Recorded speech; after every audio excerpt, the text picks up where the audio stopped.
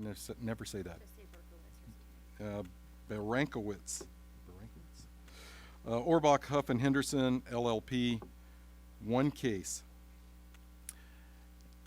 And 3.5 includes claims, special education settlement agreement with student number identification of 1741, as well as a second special education settlement agreement for student ID number 1742. So at this time, is there anyone present who would like to address any of these items? No one? Okay. All right, seeing that there's none, we are going to adjourn to closed session at 17:03. Okay, we're going to go ahead and reconvene to regular session at 1800, 6 p.m. The report out of closed session includes, for item number 1, the board took action to approve the special education settlement agreement for student identification number 1741 for the amount of $15,300. The motion was brought forward by Ms. Marilyn Anderson, seconded by Todd Frazier, and it carried 5-0. The second item was the board took action to approve the special education settlement agreement for student identification number 1742 for the amount of $5,750. It was brought forward by Ms. Leandra Blades, seconded by Ms. Carrie Buck, and the motion carried 5-0. Awesome. That concludes the closed session report.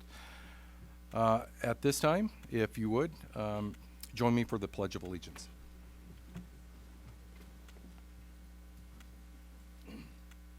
Ready? Begin.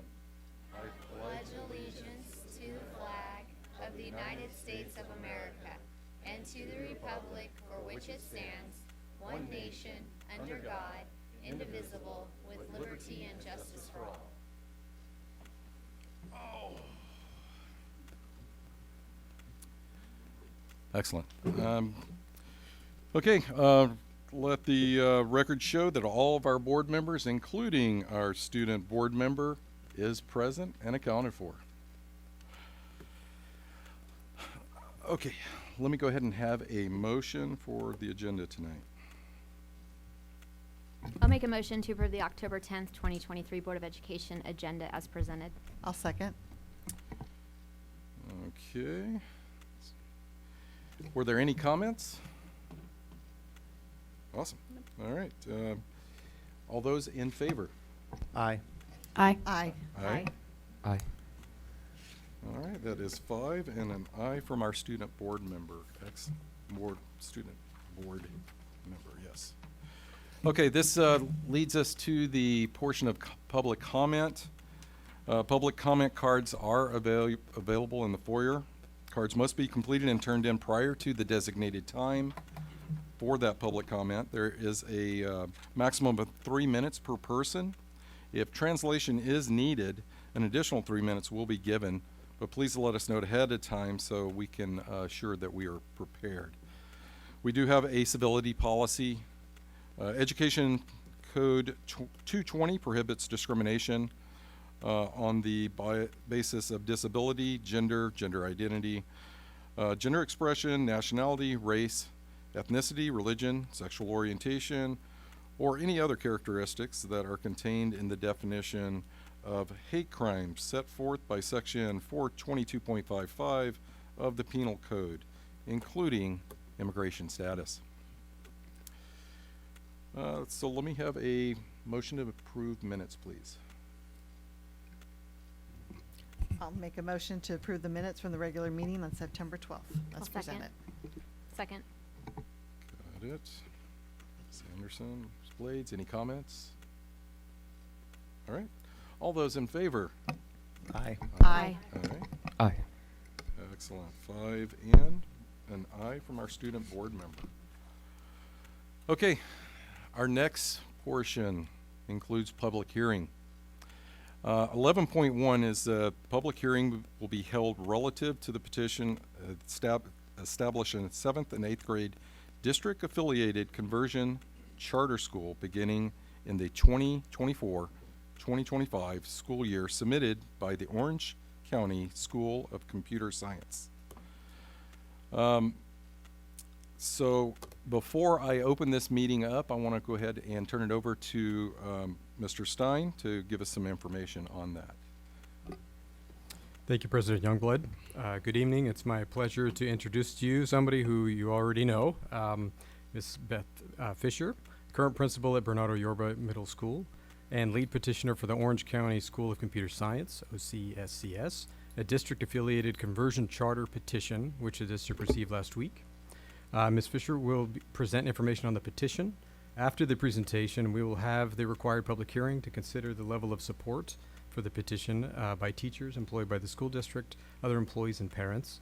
At this time, I'll turn it over to Ms. Fisher and to present on the Orange County School of Computer Science. Thank you so much, President Youngblood, trustees, executive cabinet, and our esteemed guests, many of which I deeply love and respect. For the first time ever, I am proud to say to you, my name is Dr. Beth Fisher, and I am the lead. Thank you.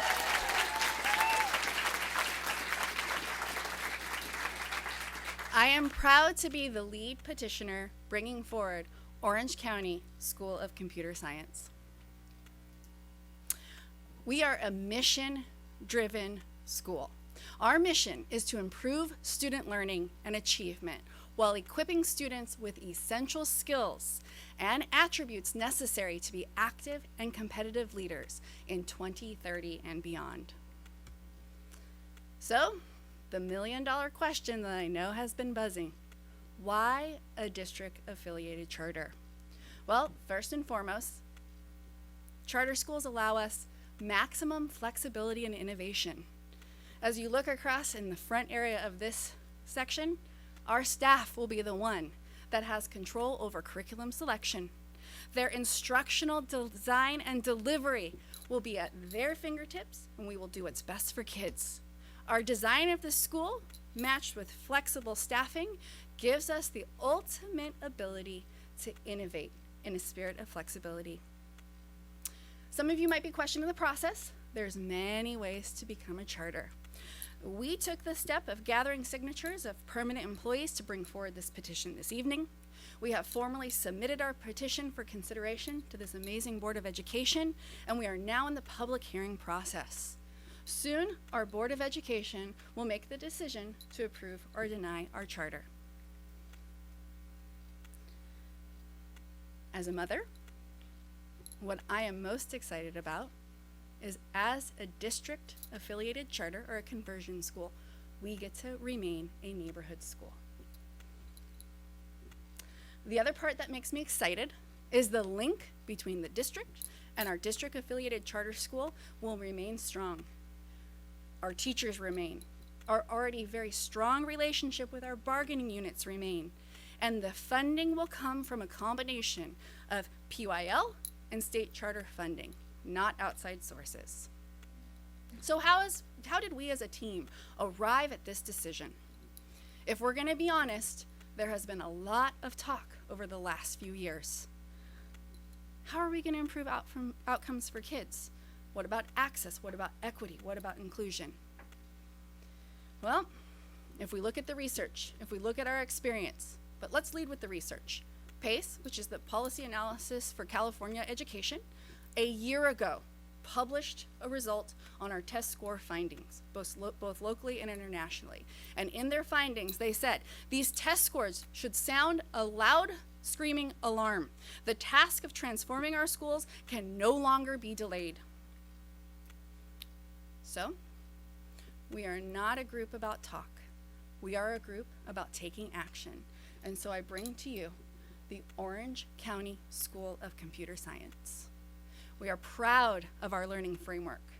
We have a foundational instruction to math and English language arts. If we're gonna be honest, the landscape has changed post-COVID. We have to acknowledge there's deficiencies in the Common Core standards.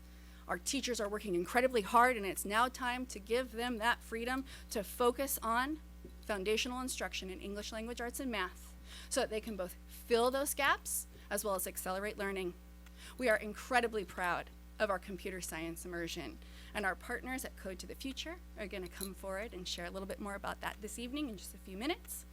We also take a mastery-based learning approach. So as parents, you're going to have complete clarity in terms of what your students need to achieve and need to learn, and that's going to be broken down for you. Students will engage in real-world problem solving through design thinking. We're going to have the flexibility that targets student learning, and ultimately, unplugged engagement. If you're like me, I don't want my kids in front of a computer. So I know there's a rub with, wow, we're going to be a computer science school. Does that mean our kids are going to be babysat by a computer? Absolutely not. Our kids need to know how to use that computer to collaborate, design, create, and ultimately own in their presentation skills. So we have ample opportunities for unplugged engagement. Our learning program. So incredibly proud of the learning program that our staff is designing. Our students will have the opportunity to engage in 4 core competencies in English, math, history, and science. Students will have 60 minutes, 4 days a week of that, which actually increases instructional minutes. Students will have 1 elective.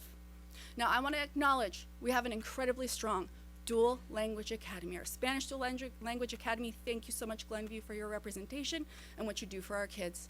We are proud to be able to continue in that vein of excellence. So students who are in our DLA program will have the opportunity to take that as an elective. We are incredibly proud of our instrumental music program. So students will have the opportunity to have instrumental music as an elective. And then if students are not in those pathways, they will take a school-wide graphic arts, and we value traditional electives such as yearbook, such as video productions. And when we marry that with design thinking and computer science, magic truly happens. Daily, students will have access to what's called coordinated small group instructions, where our teachers will target their learning needs to either fill gaps or accelerate. And then we have time embedded into the flexible schedule where students will be a part of targeted engagement cycles. What are targeted engagement cycles, you ask? Well, these are 2 to 3 times during the week, an hour at a time, where our students will be working on needs and addressing those needs. We will not be a tiered school, which means we don't have college prep and honors. All students are expected to have high quality learning, and they can earn an honors designation through projects. During this time, these are some of the examples of where they can engage in. We are adamant on preparing our kids for the present and the future, so that will include college and career readiness, as well as a robust 6-year academic plan. This presentation can be made available to you. It's very small. This is a sample of our schedule, but if we bring it to life, let's take a look at Eric's schedule. We get a glance. You can see how those 4 core competencies are broken down. The highlights are the targeted engagement, where we're flexibly meeting the needs of schools, or students, and then you can see 5 days a week are targeted intervention. At this time, I'm incredibly proud to welcome Nathaniel Lagaman, Director of Operations of Code to the Future.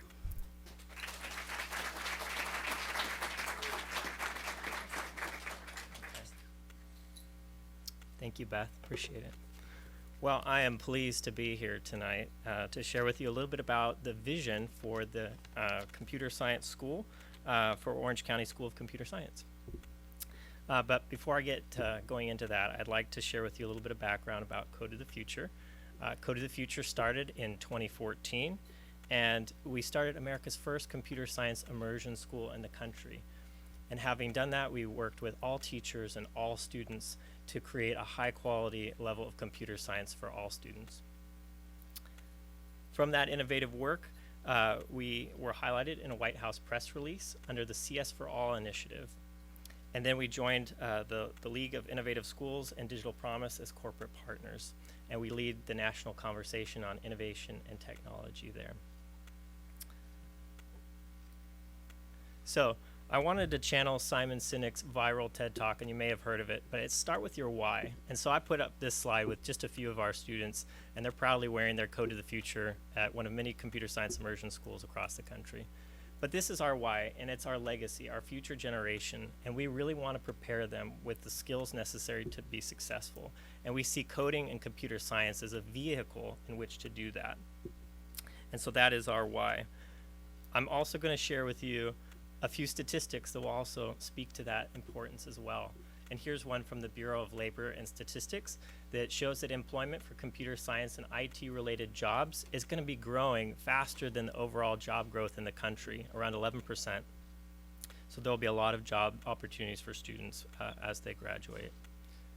Another interesting report is from the McKinsey Global Institute, and they did a survey of many different companies around the world, and they asked them, well, what are the skills that the workforce is going to need in the future? And they found that the average growth was 55% for technology skills that will be needed for the future by 2030. Another one is by the Gallup poll that was interesting, that 7 in 10 parents said that they felt that computer science was not only important, but very important to their child to learn for the skills of the future. So all that to say that our mission still remains the same, and that is to inspire students to become aware of their incredible potential and to equip them with the skills necessary for both school and in life. So who we are at Code of the Future, we create opportunities for students that allow them to have experiences that are both fun and engaging for their students. We equip the regular classroom teachers with dynamic project-based learning opportunities so that they can integrate that both on-screen and off-screen through unplugged activities. Students also will learn to develop 21st century skills of creativity, communication, and collaboration, and critical thinking. Here's a We were quick looking clip to do something that from one would of our ensure that education our partners. kids could get jobs in the future. And computer science was something that was very attractive to us. Teachers don't have a computer science background. We needed a full platform that would support teachers, that would have the curriculum, the lesson plans, the steps to do the program, without us having to create that from scratch. Code of the Future came in with all of that, so we could do a plug and play, and now they're integrating that into their daily classroom activities. I think when you walk into a computer science immersion school, you see the kids so excited about coming to school. We're seeing a big improvement in math scores for our kids because of their problem-solving skills. One of the great things about Code to the Future is that it levels the playing field for all students.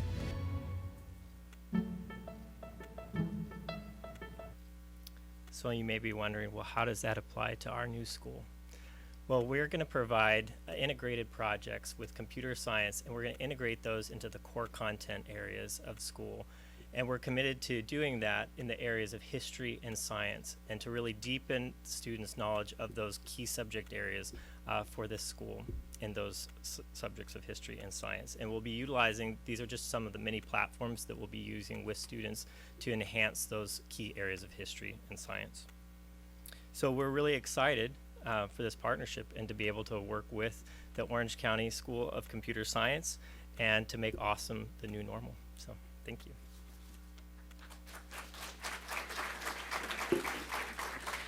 Thank you, Nathaniel. As we're coming to a close with this presentation, in the same way that we are mission-driven, we are goal-oriented. So first and foremost, our focus is on accelerating student achievement through high-quality instruction.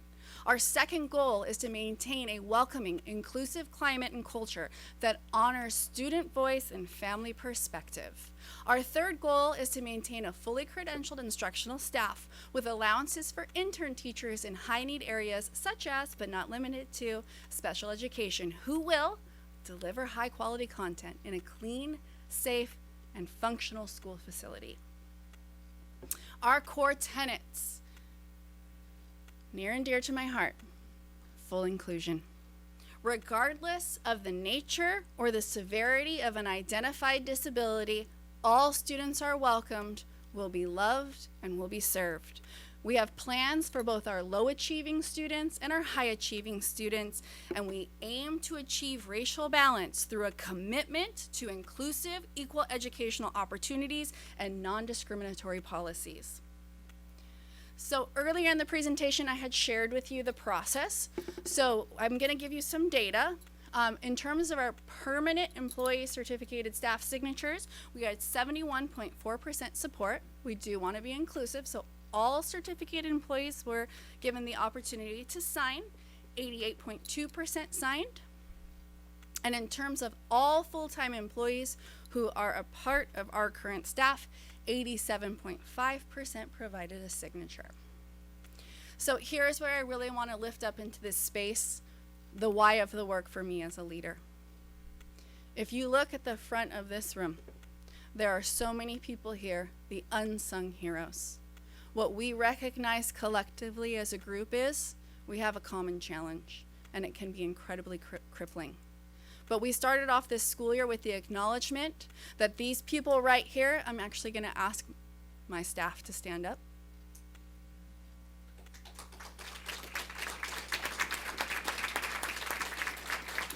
By no means are you common people.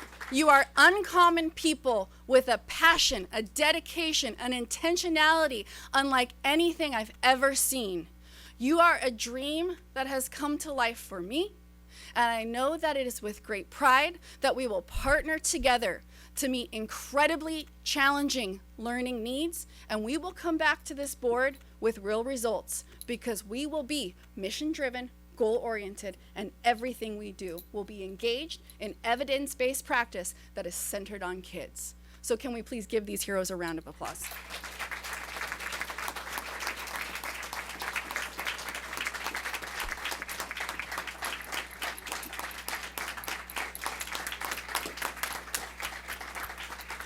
Okay, thank you, staff. I also want to acknowledge, because you're going to see there's still going to be opportunities. I know, don't fight, don't fight.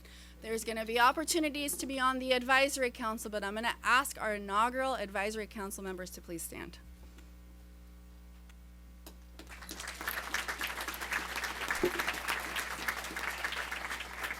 I'm not hearing a timer, so I'm going to keep going. You might be questioning, how did they luck out? I know they're asking themselves that question too.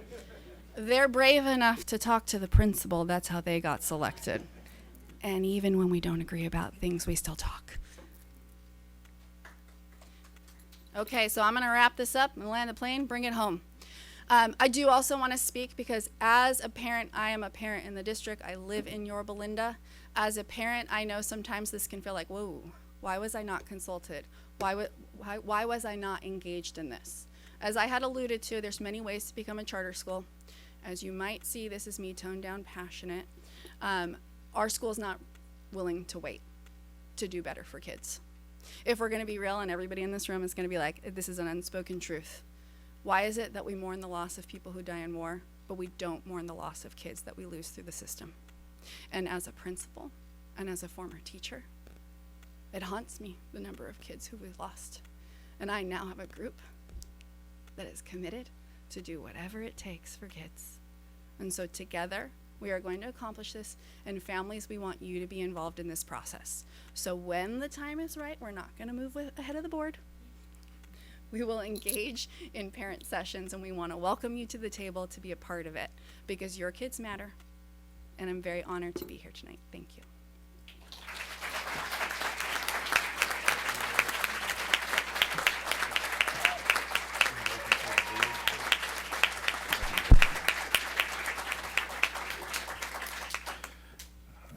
Excellent. I want to be the first to say thank you, Dr. Fisher. Love that. Thank you. Okay, let me open it up to the board. Board, if you have any questions for Dr. Fisher.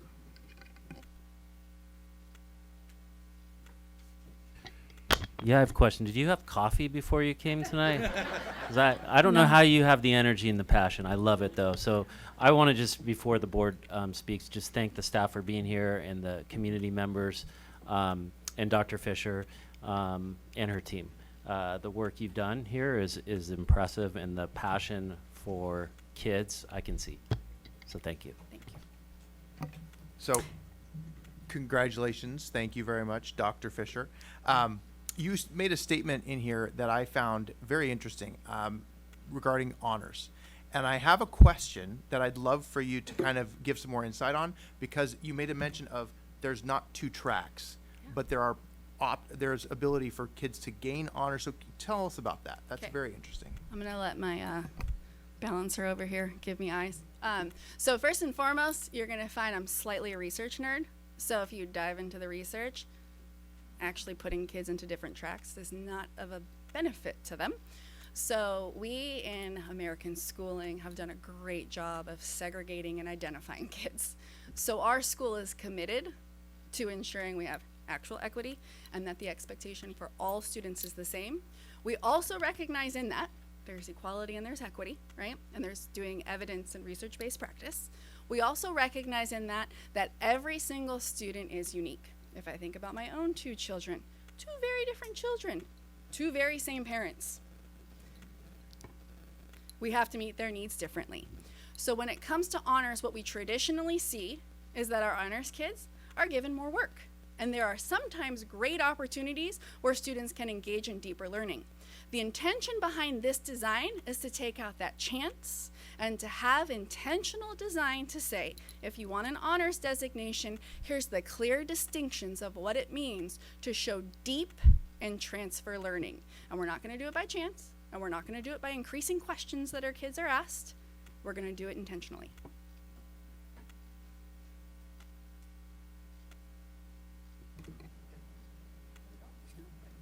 Okay. My question, two questions. How does a conversion charter or affiliated charter differ from a private charter? And my second question would be, what is the, will the Bernardo-Yorba students in the attendance area now have priority? What will that look like? Those are two great questions. So as I had alluded to in the presentation, there are actually many ways you can become a charter. And there's different language and it all means the same thing, so it can get super confusing. So I want to start first by saying all charter schools are public schools. So oftentimes there's a misnomer out there that charter schools are private schools. Where you get that from, though, is the independent charters. So independent charters operate separate from the district. The district is not the authorizing authority, and there can be, at times, special interest groups who invest in the school, but by law, they can't get a return on it. So I'll give you an example of a charter school that is successful in San Diego that I respect. It is the Health Sciences in San Diego. And so Sharp Hospital works in partnership with their independent group to run their school. They're responsible for coming up with their own funding. They are responsible for having their own governing board. Why we love a district affiliated or a conversion charter school is we keep our governing board. You are the ones who are authorizers and oversee us. The role of the advisory committee is simply for us to go arm in arm and dig into that work together to see, are we meeting our target? And then, as I alluded to in the presentation, the funding is still the arm of the district plus the state funding. So these special interest groups or outside sources do not have any part in our school. And then your second question, remind me? The students in the current attendance area. Yes. So those are known as students in the encatchment area. If I go back to here, it's Ed Code. We love Ed Code. Spend hours with Ed Code. Ed Code specifically spells out that all students who reside within the former attendance area of the former school, that would be Bernardo-Yorba Middle School, will be able to attend the school so if they should desire. So if enrollment becomes greater than what we can handle, then a lottery will apply, but there's a pecking order, and that can be found in the petition. But first and foremost, our neighborhood schools get that priority. Hello, Dr. Fisher. I'd just like to thank you for all this work and the staff who put in many, many hours to make this possible. And I do have a lot of questions, probably more than you would even want to discuss tonight. So that's kind of why I'm asking if we can just put a pause on this petition, and so we can have a study session and really go over all the details. We received this petition on Friday, and it's a lot of information and it's a lot to digest. And I'm available tomorrow. I'll speak to that. To that request, this is a public hearing, Yeah. and so there will be we're following Ed Code and statute that this is for public hearing, and this is your opportunity to ask questions, and the actual vote on approval of the charter will be at a future meeting. okay, I am aware of that. I also know that the district is pursuing this creation of the charter, and the board has not given any direction for a charter or allocated any funds. and district funds have been used, staff has been used, and so that's why I'm not saying that this is bad, I'm saying Oh, that. not yet. I'll clarify. I mean, my staff knows this. And I have been doing, and I want to just say thank you so much to my family who sacrificed. I've been actually working, and with the staff, of course, but I've been working on getting their feedback 3:30, 1:30 in the morning, going well up until 7, texting Dr. Young and Dr. Gray. Hey guys, loosen my mind a little bit. I'm coming. I'm there. So actually, no funds have been spent, and then no time related to taking away from district business. We feel passionately about this. Yeah, but I think I should answer that. They're bringing a petition forward, and Right. so your request to pause can't happen at this time. This petition is presented for public hearing. There is a time for you to vote on it, and there's plenty of time for you to be able to ask questions, but it's not, you can't request the petitioner to pause their petition. It's been submitted. And Okay. by statute, they're permitted to do so. Okay, then let's go for all the questions.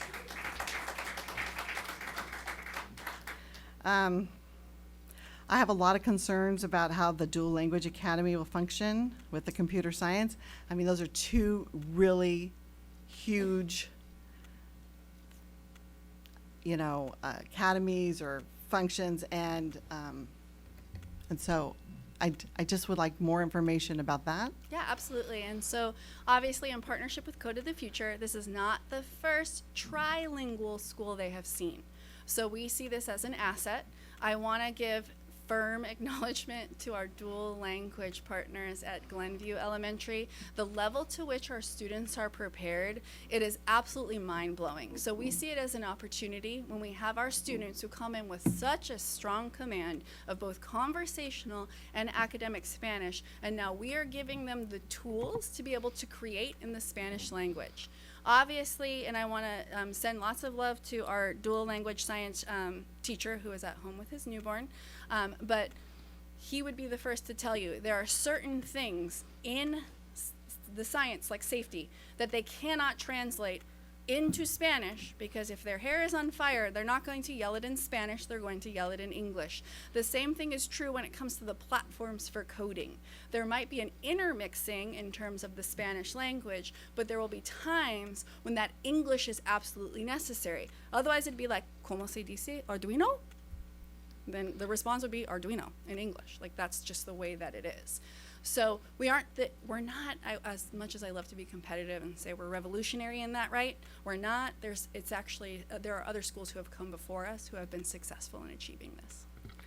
Can you send me those schools so I can kind of research them and look and see how they've been done? I'll get the list from Nathaniel. So are you saying that the DLA graduates will be trilingual? They will be trilingual. And that, I mean, if you know anything about the DLA parents and their students, they might rival me in passion and competitiveness, and I would venture to say that they would take great pride in having trilingual students. Okay.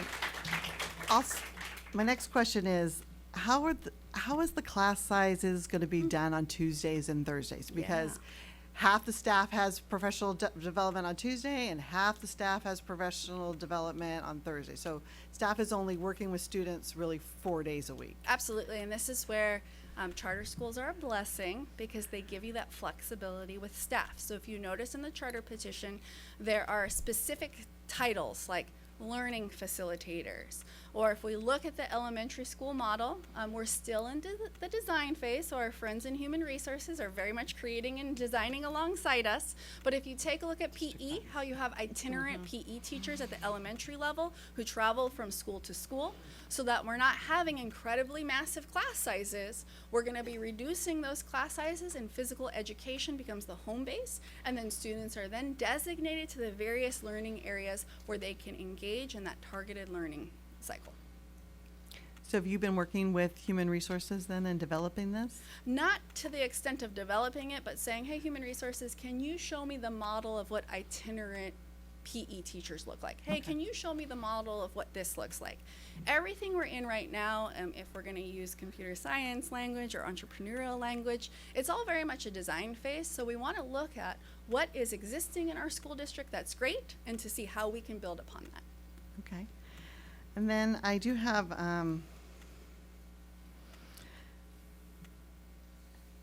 questions about the budget. And I'm not sure how your budget is function. As I read the lines, there's no like stuff for retirement, there's nothing for benefits, legal, all that comes from the district, correct? I'm going to kick that over to somebody who knows more than I do. So all of that is going to be district supported, correct? Correct. Okay, so on the budget, it shows your income, but there's no payment out to district for those supportive services. Is that correct? So as a district integrated charter, however I phrased it earlier, basically they function as a school site of the district. So all of the ADA would come through the district, And then pass through them, right? well, they would be using the services of the district. So it funds the district, and they're using this. So we allocate funds by site, and so they would be allocated funds. So they would be allocated per site. They wouldn't get the whole ADA per the students. Is that correct? Correct, yes, because it has to fund the district services Okay, that are but associated that's with where I that. was confused, Yes. because it looks like on the budget that they get the whole ADA. Right, and so. But I'm like, that couldn't work because we're Yes. supporting them in all of these Exactly right. functions, and so we would have to keep a portion. Yes. I mean, we're charging them for facilities, but we're not charging them for the other things. Is that correct? Well, they'd function still as a district school. So as what's written in the charter, they would be just like a district school. The difference that they get is the flexibility and also the ability to draw in students from the outside. So they don't get to keep 100% of their ADA. No, well, and they don't get to keep 100% of the money either. It still comes into the general fund. Fund, is and then funded. Yes, Which is There's- true for no school sites. that's correct. Right. That's correct. It functions as a multiple. It's a s- Right, yes. but in the budget, if you look at it, it looks, Just clarifying questions. just It's- clarifying questions. yeah, Just no- wanted to make sure, because Yeah. we're charging them for facilities. For but yet- layman's terms, if you're doing research, the way that it's been communicated to me is we're considered an arm of the district. So I'm not sure what will come up in the Google search, but Yeah. in my studies, it's been And referred you to as also an have, arm. you can access charter school startup grant. Correct. That our typical schools will Right. not be able And to. I will help be fac- aggressively seeking grants. Yeah. Aggressively. And- I'm sure you will. Yeah. And then I'm also concerned about transportation, because students from areas of those schools are transported to Bernardo-Yorba. And if they don't want their student to participate in that program, are we going to be able to provide transportation to them for another area? That's a district question, not for you. So that's a good question.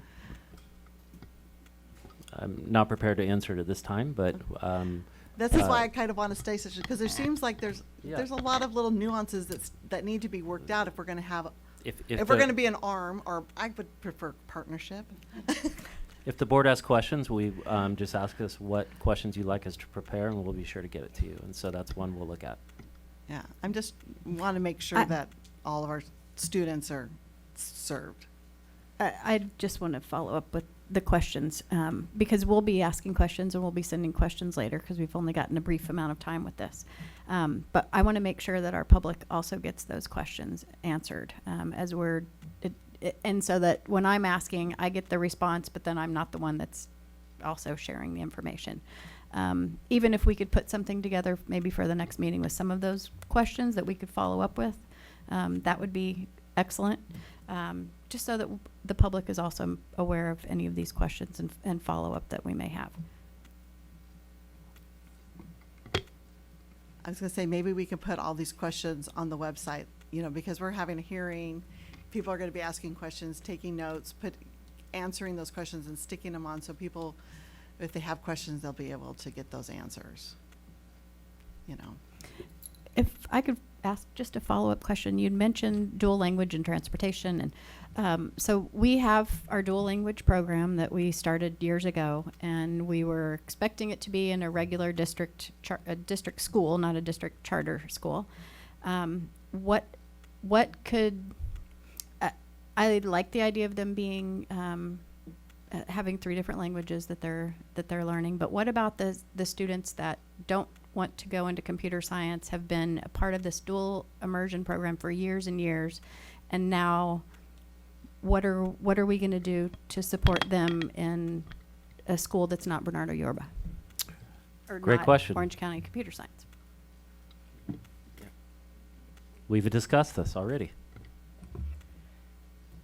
So we've begun the preliminary conversations with Tuffrey Middle School to offer dual language immersion for our students so that they can have options after Glenview to attend either traditional school or continue on at Oaks, should it be district approved. Can you also explain what dual language looks like in middle school? Because it's very different than your immersive elementary school Right. model. Sure. So dual language at the middle school consists of Spanish taught history, social science, as well as Spanish taught science, and then a dual language Spanish course. So it's 3 classes that students receive at the middle school. How would that translate to our computer science school if they're doing history and coding at the same time, science and coding at the same time? And how are we going to bring in science or Spanish to both of those? I can definitely answer that, and I'm very proud of our DLA teachers, one who's in the audience, who's not even batting an eye at this wonderful challenge. So history instruction and science instruction, they have dedicated minutes, and then there are dedicated computer science platform minutes. But because the computer science, you're hearing us use the terminology platform intentionally, so I want us to wipe the memory of dull computers from your mind. Students will learn the coding language, but then they have to apply it to science and history content, so as not to violate proprietary information. I can't go deep into what that curriculum will look like until we are approved and we launch, but Code to the Future is dedicated to taking what they're learning in history and science and giving that as a vehicle for students to learn that language, create in that language, and then present in that language. So they are not going to be working on computer science in isolation from content, they're going to be integrating content. Nathaniel, did I represent that accurately? Well, we have so 2 history periods, various days. Well, we have one that's coding and also led in Spanish, and one that's coding that's also led in English. Yes, so if you take a look at this schedule, let's pretend this is Eric's schedule, and let's pretend that Eric is a dual language academy student. So where you see elective, Eric's 4th period elective will be the Spanish literature class. You'll notice that on Monday, Eric has the history integration with computer science immersion, and then on Friday, Eric has the science computer science immersion. The other days are strictly history and science content. As we had mentioned, and we're going to be very forthright in saying this, there's deficiencies in our standards. So our highly committed staff is going to be taking a look at what we call the power standards. And if you know anything about instruction, our teachers will tell you the way that our state has designed the Common Core standards, you actually feasibly can't teach them all in 1 year. So essentially, we're falling in line with normal practice. However, we're being hyper focused and targeted on meeting students' needs, and we're giving them an opportunity, rather than being passive learners, to be active learners in design and creation and application with content knowledge. So just to clarify, the history computer science immersion will be computers and history. Where is the history with Spanish? It's taught in Spanish. So That when senior it says session- immersion, that's not computer science immersion, it's history or it's Nope. Spanish immersion? Because Monday, Wednesday, Thursday, and Friday in that history class, all instruction is taught in Spanish. Unless the computer coding language requires English only, their entire day in history, any kind of history instruction, so period 3, with the exception of that targeted engagement, and period 5, with the exception of that targeted engagement, instruction and student collaboration, interaction, and work is done in Spanish For DLA students, for DLA students. not for every student. No. So there will be 2 classes. That could be fun. So there will be 2 classes, one history DLA and one history English only. Correct. But it would be that same, or that, a same period, but Yeah, they would and just this be is different. obviously, middle school schedules don't function like elementary schedules, so realistically, Kawhi could be taking history first period, while Eric is taking right. history third period. But I just want to make sure that they're not in the same class together at that Correct. time, because it would be, okay. That could be fun, right? Or chaotic. And I might be wrong, but I thought your first and second periods were longer. So this speaks to the power of collaboration. So we had noted that our, and I'm going to go back to the schedule, which is itty bitty, and I'm so sorry about that. Power of collaboration. When we initially came to the table with a design with the staff, we had intended for English language arts and mathematics to be a minimum of 75 minutes. But as we went into rounds of iteration and design, we found that we robbed some areas that we value. And so we decided to go with a more equitable approach while still increasing minutes where we need to increase them. So if you may have seen, because I know our staff had access to obviously everything we have, so there is a possibility that prior to this draft that there was a longer period that was shown. That was design phase 1. This is design phase 2 in collaboration with the amazing staff here. Something that, as I'm looking at this and we're talking through all these things, the thing that I think is really exciting is this is really our first attempt at true school choice within our district. It's been touted from the district previously that we have school choice, but that just means you can inter-district transfer. This is actually a different program for students to take a different path, which I think is phenomenal.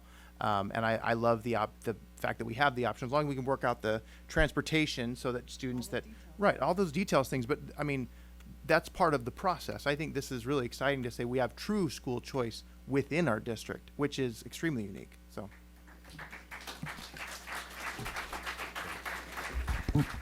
Dr. Fisher, I agree with you when you said that we cannot wait because we are failing children. And it has been the scores and everything. And especially, what was the screen that you said? Was it PACE? Oh yeah. That, by the way, just to drive a point home, Mm-hmm. this finding came out a year ago. Right. They pulled together 40 high-level organizations. And if you don't know PACE, PACE is a nonpartisan group comprised of researchers from, you know, kind of reputable institutions like Stanford University, UC Berkeley, UCLA, USC, UC Davis. And if you note the date, this was an entire year ago. They tried to bring together 40 high-level organizations, including civil rights activists, to say, we have to do something. To my knowledge, today is October 10th, 2023. And the alarm has been sounded, and we are not going to rescue the children. And that's what really, the sound the alarm, that is what has really spoken to me in this whole thing and on the 3 years of being on the school board is our scores are not raising, even though we're trying. And we are, you know, obviously we have a lot of interventions and we have all kinds of things in place to raise our scores at our levels. But I think that this innovation and this type of thoughtfulness and this type of school, I mean, if we can transform kids' lives, that is what we are here to do. And so we cannot wait, we cannot push it off, we cannot continue to fail children. And so I am so happy with your team, I'm happy with you, I'm happy with your administrative staff and all of this work, because you have not been paid and this whole group has not been paid. There's no overtime in teaching. And so all of this work that you guys have put in has been extremely thoughtful. You guys have worked so hard, and I just sit here today completely proud because you guys understand what is going on in the classroom and that we have to step it up, and sometimes we have to be innovative and we have to change the way that we do things. And so I am sitting here so proud of, and I'm just so proud if we move this forward for a vote in a month or two. I'm just so proud to be a part of this. And so thank you.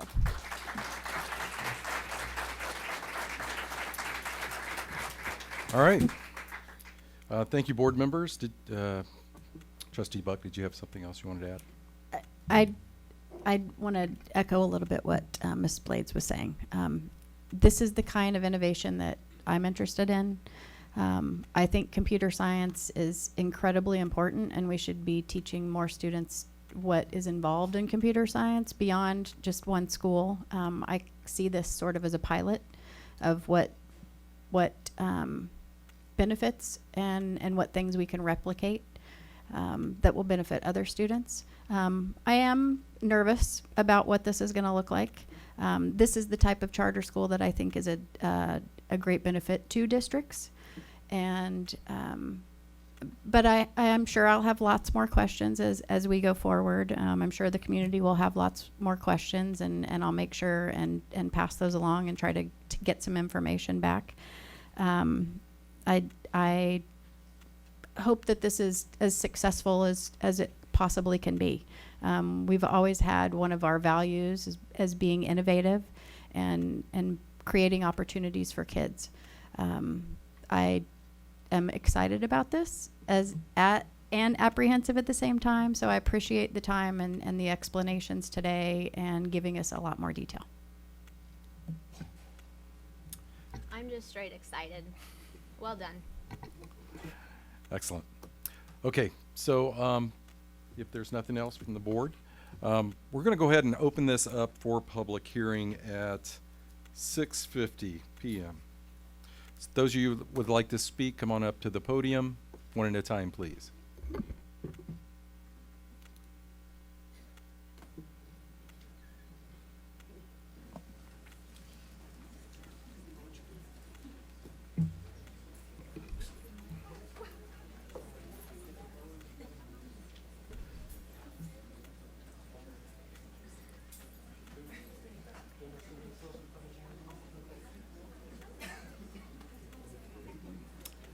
Please state your name. Megan Moskol. I thought there was going to be a really big line there for a second. All right. I want to start by thanking our superintendent and board for accepting staff recommendation, denying CRLA's charter petition, and upholding that choice in local control at your presentation at the OC Board of Education last week. I especially appreciated the focus on the excellence and competence of PYL USD staff, which is just reinforced again here today. I admit that I'm not totally up to speed on the variety of charter mechanisms, and I appreciate all of the trustees' questions. If I were sitting up there and I were ultimately responsible for this new school, I would be asking a lot of questions too. And as a member of the public, who will also be providing taxpayer resources that will be supporting this school, I also have a lot of questions. Certainly an internal district school that prioritizes local students and recognizes and supports existing staff addresses a lot of concerns that arise from independent charter petitions. That being said, and in the interest of ensuring that we continue to offer the highest quality public education possible in our district, we'd like to be sure that the following questions from a review of the petition are publicly addressed prior to a decision being made. That we is me and the mouse in my pocket. I've also printed copies for trustee reference, which I have left with the clerk of the board, if you would like a copy. So first of all, does anyone not involved in the daily operations of this new charter stand to gain financially from this school? Are there any consultants or advisors? Can you describe what a billing school community student advisor is as listed in the current petition and receiving approximately $54,000 in the budget appendix? Will enrollment be open countywide? Ooh, not countrywide, that would be really tough. Will current and geographically adjacent students be given first right of refusal for placement? And will that always be the case? And finally, the Community Advisory Committee is said to be chosen at the sole discretion of the principal. How ultimately does this ensure that the general population is included in advising the principal as opposed to being, pick of the principal's, friends? Thank you.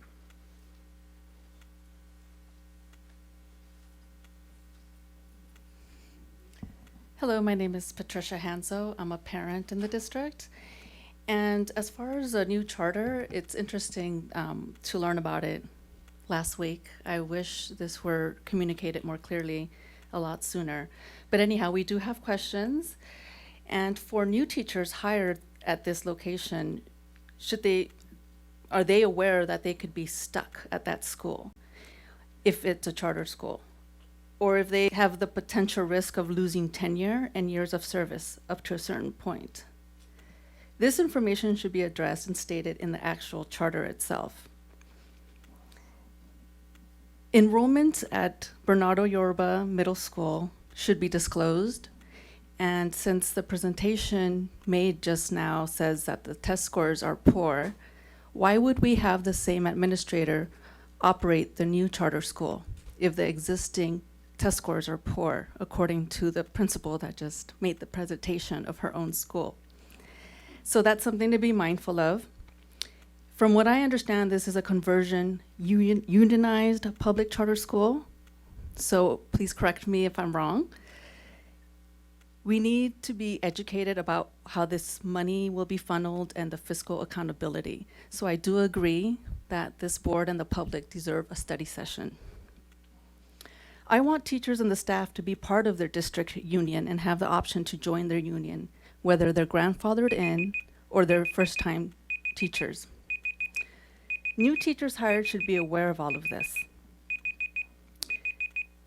Is computer science even popular concentration? Hanso. Was the public asked if this is the concentration they want? Thank you. Thank you, ma'am. Hello, my name is Kim Manning. I have two children that are in the district, but they've just graduated. They are both gender nonconforming, and one of them actually transitioned gender very young, quite young, in elementary school in this district. So I am concerned about the parental notification policy that's in the agenda.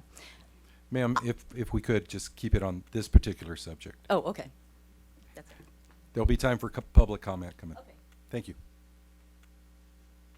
Yes, Good sir. evening, Board. John Quackenbush. I do have a student currently, senior, that goes to El Dorado here, and just learned about this, so I thank you for this meeting. I missed some of the presentation, so hopefully I'll be able to go back and look at that.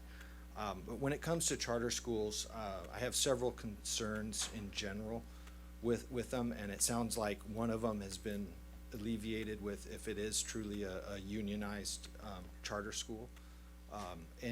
But one of the things that I get concerned about is if we keep going charter school routes, we talk about school choice, but what about the kids that are right there next to Bernardo? It's really nice being able to have your kid go to a school next to it and stuff. And then also on the charter is we have academies in the high school, which gives students choice to go to those academies. So maybe think about including, if we're doing study, and having the staff study doing this as an academy rather than a charter. So that's one of the thoughts there. Because as academy, like El Dorado has academy, my daughter lives across the street, she's still able to go there even though she's not in one of those academies. Then we don't have to worry about the busing. Kids can walk to school, parents can feel comfortable about their students, their kids nearby them, and that type of stuff. So those are some considerations, and I look forward to further studies. Thank you. Thank you, sir.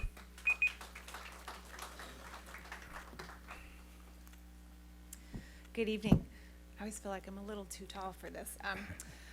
My name's Jocelyn Brodowski, and I am a parent of two children in the school district and one graduate. And I stand before you today with great honor to express my gratitude and appreciation for the remarkable efforts of Dr. Beth Fisher. I thought I was going to be able to be the first one to say that.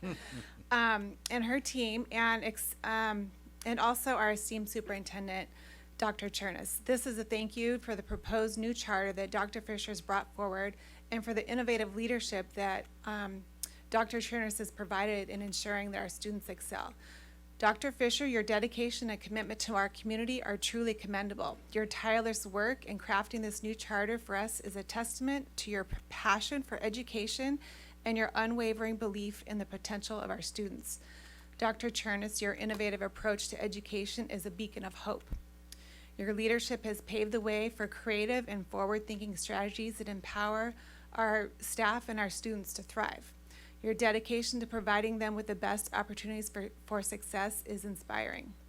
This charter represents not just a document, but a vision for a brighter future for our school and our children. This is a demonstration of the power of collaboration, as you saw all the staff that was here, and the profound impact it can have on our community.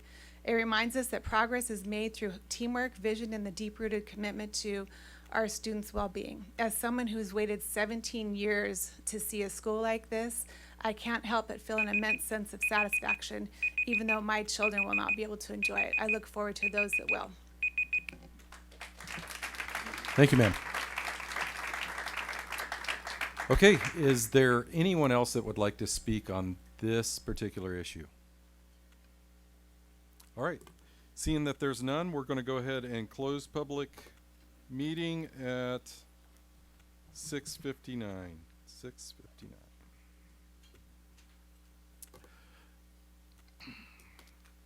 Okay, our next portion, 11.2, is a public hearing to be held relative to certification of assurance for fiscal year 2023-24 regarding the availability of student textbooks and instructional material.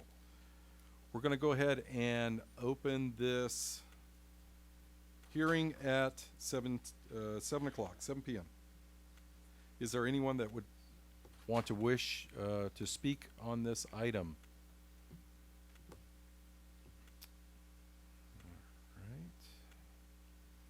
All right, seeing that there are no participants, we will go ahead and close this public hearing at 7:01. This will bring us to our student board report.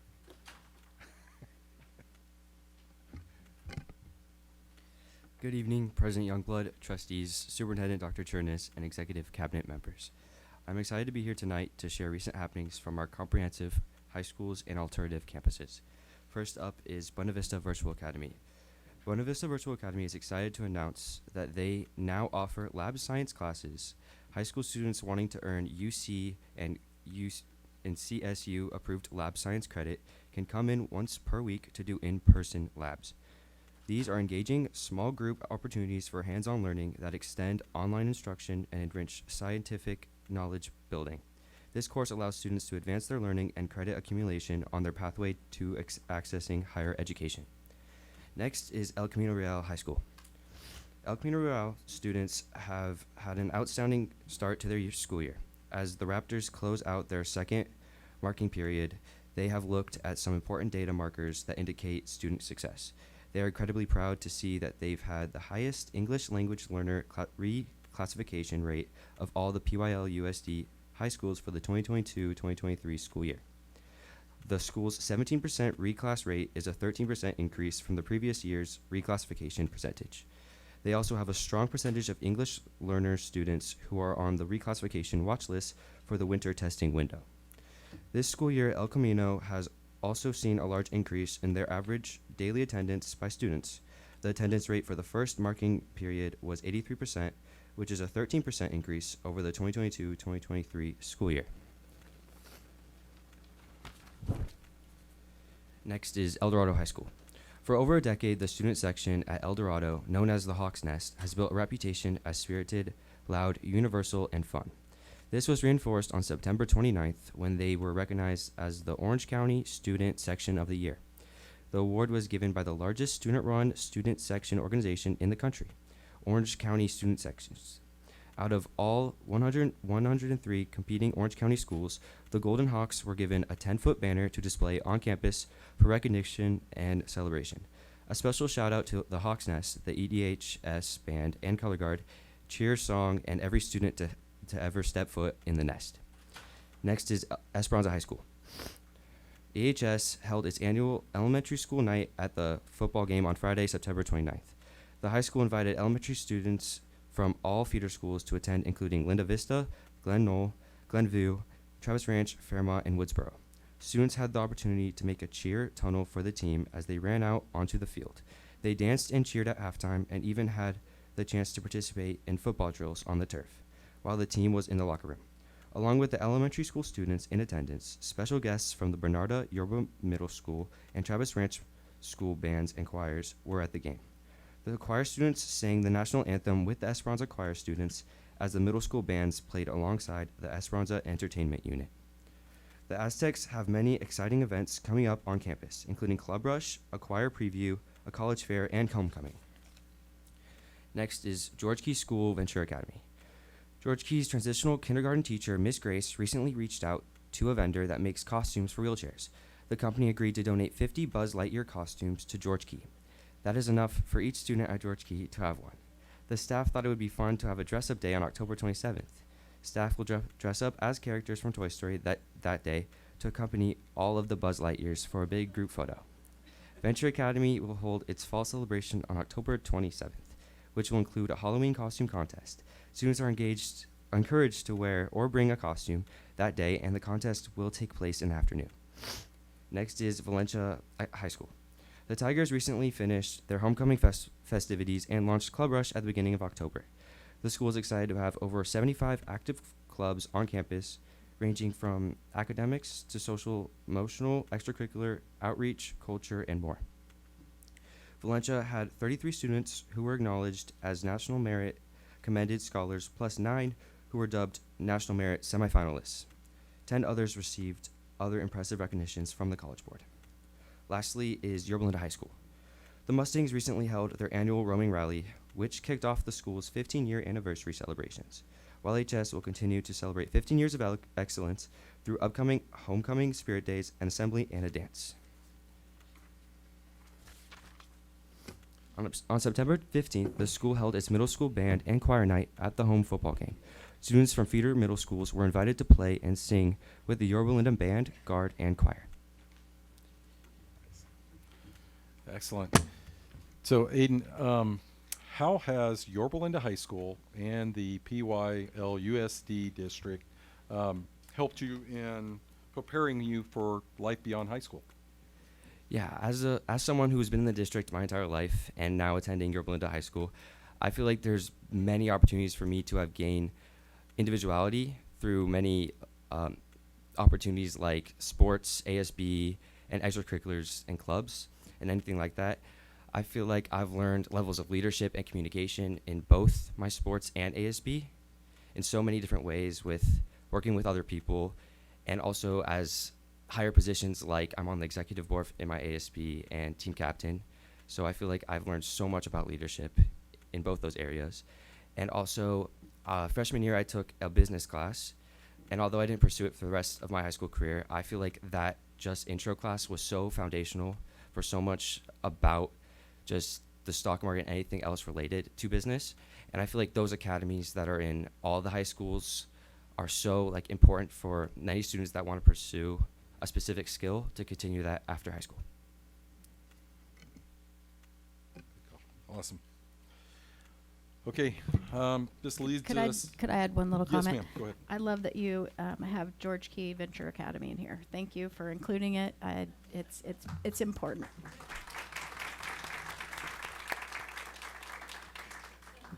Any other comments? Awesome. Good job. Okay, folks, this brings us to our section on public comment. Public comment is the opportunity for the public to provide input to the Board of Education. During public comment period, board members do not dialogue with the speakers or make comments regarding the information shared. Looks like we have about 22 or 23 speakers wishing to speak tonight. So each speaker will have 1 minute, 30 seconds. I will call up the first 4 to go ahead and sit up in the chair. And please repeat your name once you get up to the podium. Miss, looks like Mary Boots? Botts, thank you. Sean Redmond, Ray Liano, and Kana Durham.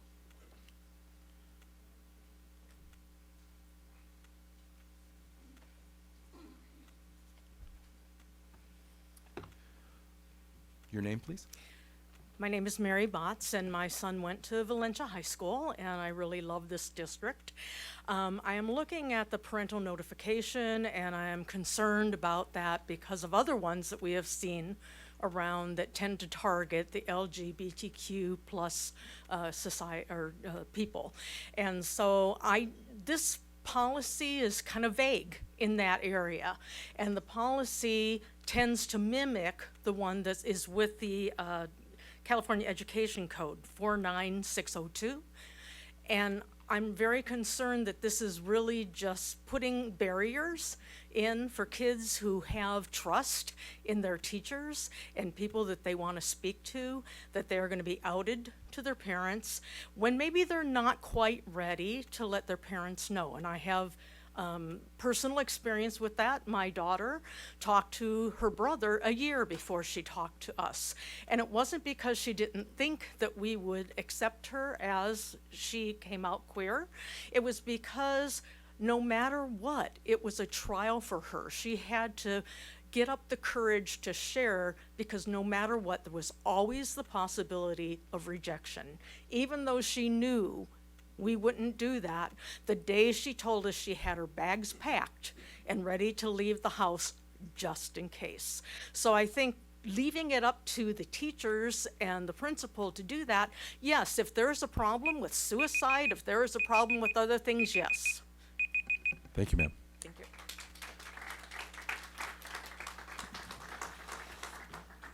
Good evening, board. I'm Sean Redmond. My children went to school in this district, K through 12. I love this district. Part of the reason why I bought a house in this district in 1995 was because of the school district here, so I'm very happy. But we're in crazy times. Days ago, Governor Newsom signed AB 665 that permits children 12 and over to declare emancipation and live in a group home even if they're not in danger. And this is why we need parental notification. If a child tells a teacher or school psychologist that they're afraid to tell their parents about their transition, then surely sometimes they're going to be counseled to leave their parents' home. I've seen it done. I'm also a 34-year high school teacher in a neighboring district. I've often seen acts that violate ed code, including my school telling me to lie to parents about their kids, to groom students with activities. I've had many parents call me about their kids being groomed and told not to tell their parents, and their parents just want to help them. They want to help them through a rough period of time. Obviously, the research has showed that these kids have much more likely idea to think about suicide and commit suicide. Well, that's why they need their family. Their family has to know. I hear people say, what about abusive parents? But that doesn't seem to be much of a problem. We have stuff like that for it in the county. What about an abusive government? Just like in AB 665, where they've declared war on the families of kids in California.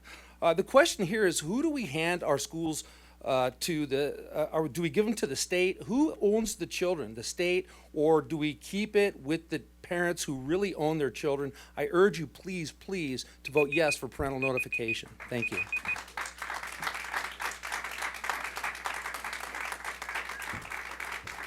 Thanks, sir. Board of Trustees, my name is Ray Lojano, and I have been a teacher in this district for over 20 years. This severely imbalanced semester calendar that our district is planning to implement starting next year will lead to an undeniable and considerable learning loss for all students. If you approve this calendar, a random half of all high school freshmen will lose 3 to 4 weeks of knowledge about health. The other half of freshmen will lose 3 to 4 weeks of college and career readiness. Trustee Frazier, I truly enjoyed our conversation before the Yorba High School graduation last year about economics and business. This calendar will make a random half of all seniors lose 3 to 4 weeks of knowledge of economics. Trustees Buck, Trustees Anderson, Trustee Blades, President Youngblood, if this calendar is approved, a random half of all high school seniors will lose 3 to 4 weeks of knowledge about United States government. On behalf of our students, I beg you, please lift them up, don't set them back. The learning loss in this calendar is too great, and the gains for this wildly imbalanced semester calendar is too small. We need to do better for our students. They deserve it. We have to do better for our students. Thank you.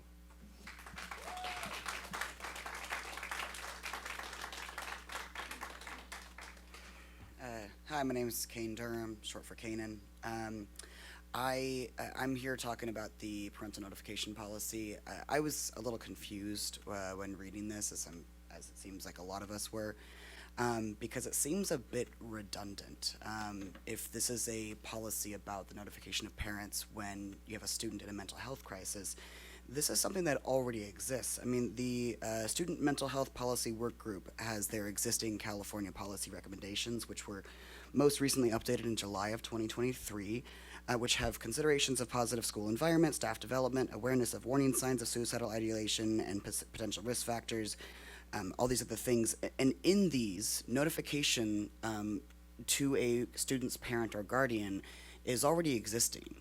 And I'm aware of that because when I was in high school, I had suicidal ideation and my parents were notified. Like, these are existing policies. And so in that, I think most of us are recognizing that this policy is not happening in a vacuum. We're all aware of what's happening in other school boards and with throughout California talking about parental notification policies. And I don't really have a lot of time beyond what I've said to speak too deeply to that, but I can say as a trans man myself, I know what it feels like to come out to your parents. And having someone take that choice away from me and do that for me, that's not a decision that the school board should be making, and it's not in the safety of the students. It's not in the students' interest. Thank you.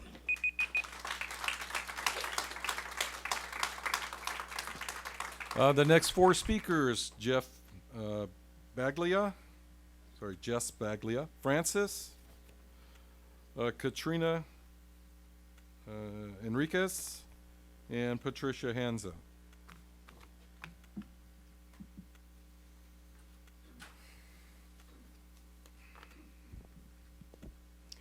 Sorry if I slouch. I'm not built for these things. All right. Thank you for the time, Jess Battaglia. Greek philosopher Heraclitus once said, the only constant in life is change. And what I want to speak to first is Superintendent Dr. Chernis, the school advisory committee that you've put together, really involving parents, I think is second to none. The feedback I'm getting from parents from all walks of life are very excited. You know, you've broken it up to elementary, middle, high school, and special ed as well. As a parent of 3 daughters in the district and a PYL USD student myself, all the way from K through 12, Fairmont Falcon, Bernardo-Yorba Matador, and Esperanza Aztec, you know, my wife and I have chosen to raise our children in this district because of things like this, positive change that really puts needs of students first. So really excited about that, and having a special needs daughter particularly who's nonverbal, getting a chance to really get more involved, you know, with her education is really special. And, you know, talking about parental involvement, I understand it's going to be a topic discussed tonight. I really do feel that it's of utmost importance with the rise in such symptoms as anxiety, depression, and the like. Like many families, we have children who are affected by the unexpected and unprecedented COVID pandemic. So I just, you know, want to say thank you, board, all of you, Board of Trustees, and Dr. Chernis for working together to put students' needs first and really hone in on improving the learning environment to help positively shape the future for PYL USD. Thank you very much. Thank you, sir.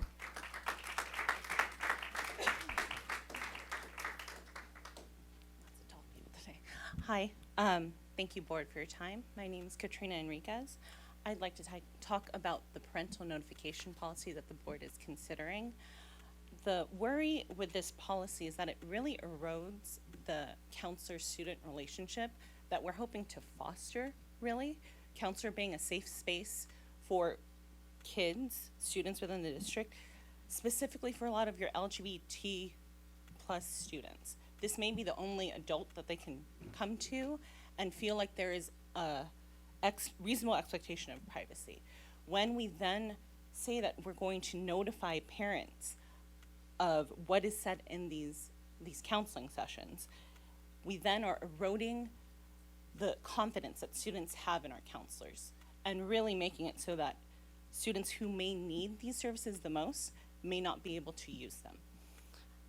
In doing so, what we might be doing is for LGBT students who don't have supportive parents and don't have adults in their life that support them, we may be placing them in direct danger by outing them to their parents, outing them to people who may drive them to things such as suicide or mental health issues. Thank you for your time. Thank you, ma'am. Francis? Hi, thank you for your time.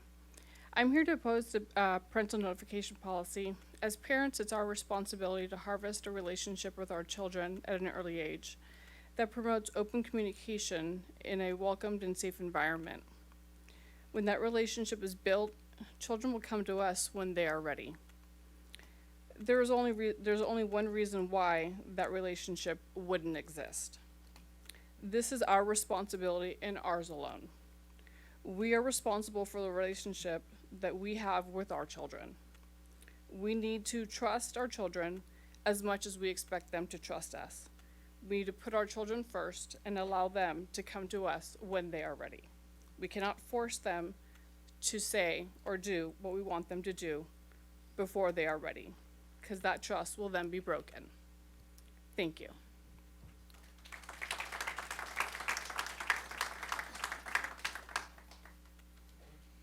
Hello, I'm Patricia Hanzo. For this outing policy, families are going to be harassed if a bigot weaponizes this policy. I don't want a lunch lady calling me. I don't want the janitor calling me, as paragraph 6 states that non-counselor employees would be required to call a parent in 24 hours.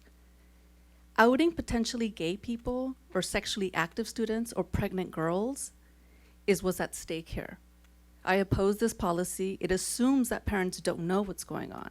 Procedures must be done with the consent of the student with a safety plan in place in case of a hostile home environment, and disclosure should be dependent on the student. Each school must work as a team. This policy is vague on purpose to later be weaponized to target a group of students and call their behavior endangering other students, which is not accurate. The proposed policy seems to arm employees to call the guardian in 24 hours to snitch, complain about, or out a student.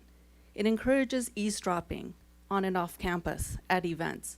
So if a custodian or bus driver overhears something they don't agree with, they don't have to go to the administration according to this policy.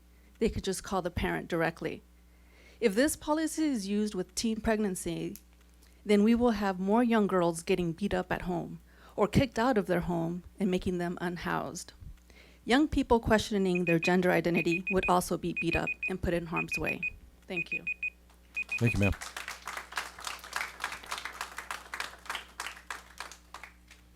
Next speakers include Diana Fulmer, Paula Powers, Megan Moskal, and Sue Sawyer.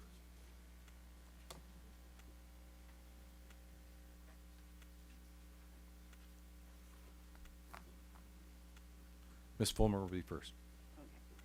Hi, thank you for your time. I'm really out of sequence. This is in regards to fighting the lights at El Dorado practice field.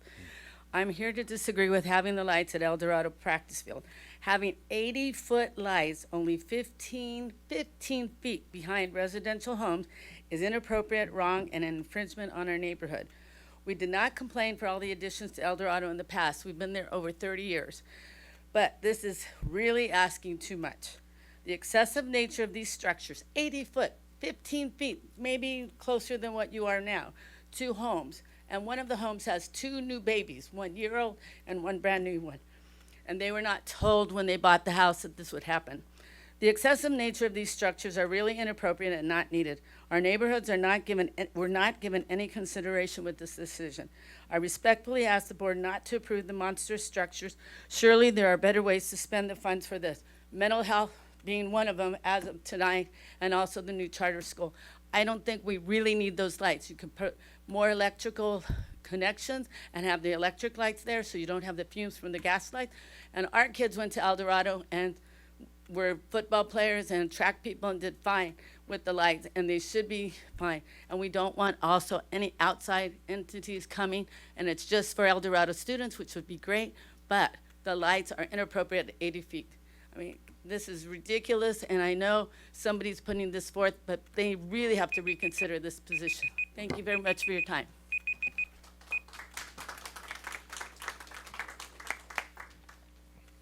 Good evening.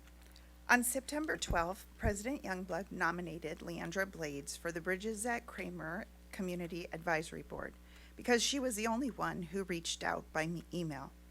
As trustees Buck and Anderson noted at the meeting, both were interested, but knew it was a violation of our bylaws to discuss board business outside of public session.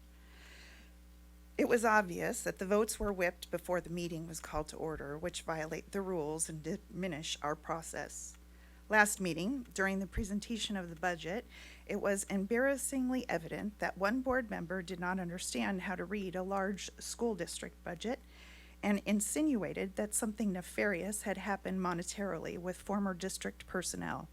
That performance reflected ignorance at best and malfeasance at worst. Defaming good, ethical people is abhorrent. Actions like those sow distrust, does not bring people together, nor foster productive working relationships which our children depend on. The students in this district deserve board members who do their job, who care enough about them to visit their classrooms and value their hard work. Our community deserves board members that are ethical people who tell the truth, follow the rules, and educate themselves instead of foment division. We once, not long ago, were blessed with serious board members who did their homework and came prepared to make thoughtful, rational decisions. I appreciate the good people in our district who, in words and deeds, Thank you, Ms. have Powers. always Thank and you, Ms. will Powers. continue to serve us proudly. Thank you, ma'am.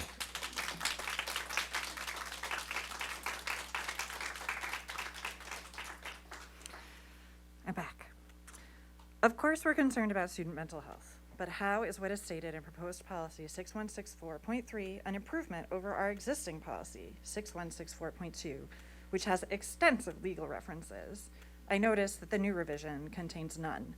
The following is already stated in existing law and policy. Information shall not be revealed, released, discussed, or referred to, except as follows.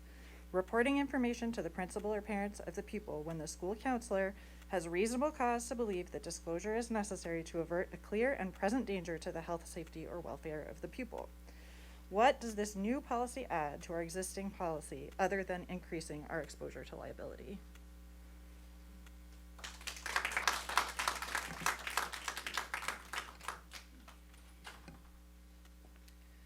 Good evening, my name is Sue Sawyer, and I'm here on parental rights. I'm reading the document that you read at our, before we speak, and part of it says Ed Code 220 prohibits discrimination on the basis of disability, gender, gender identity, gender expression, nationality, race, ethnicity, blah, blah, blah, it keeps going on.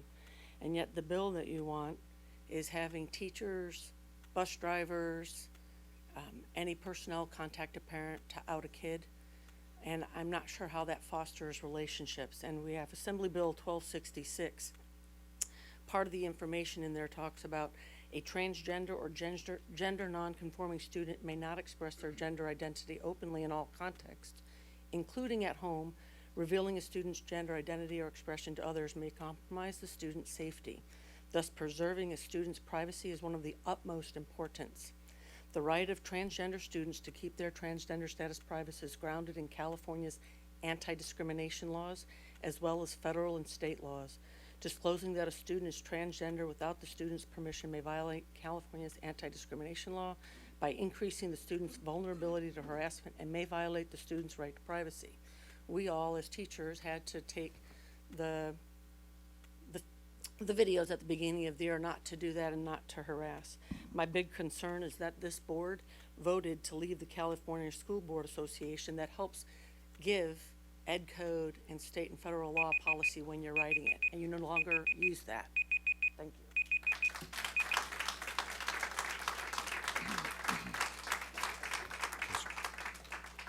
you. Next four speakers, Andy Falco,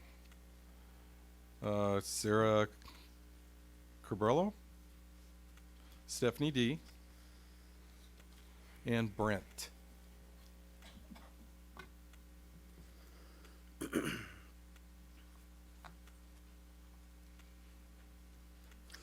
I'm sorry, but I'm going to not read the speech I had prepared because I've just not heard such nonsense. Like I've heard about that parents don't have the right to know what's happening with their kids in school, that a teacher or a counselor or a bus driver should know something about our kids that we don't know.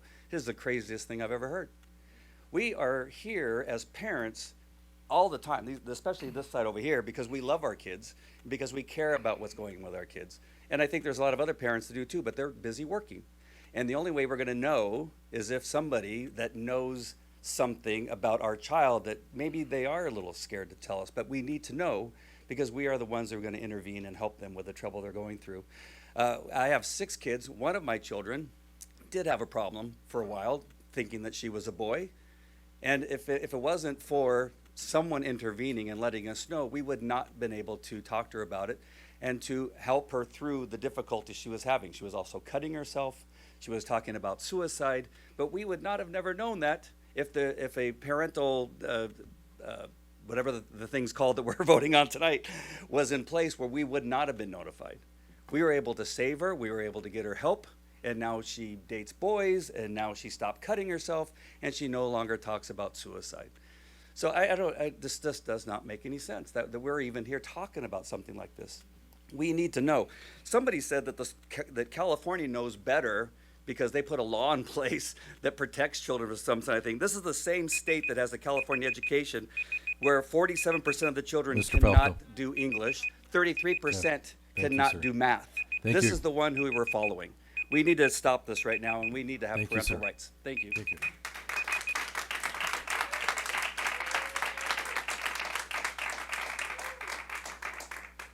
Good evening, Board, Superintendent. First of all, Dr. Chernis, I would like to say thank you for bringing the parent notification to the table, to introducing it and to allowing us parents the right to know what is happening in our children's lives.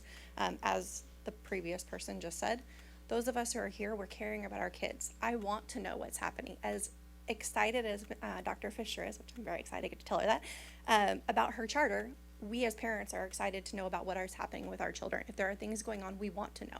We want to know what's happening because we are here, we're listening, we're involved, and the majority of the community is that way. And so I just want to say thank you for bringing this forward.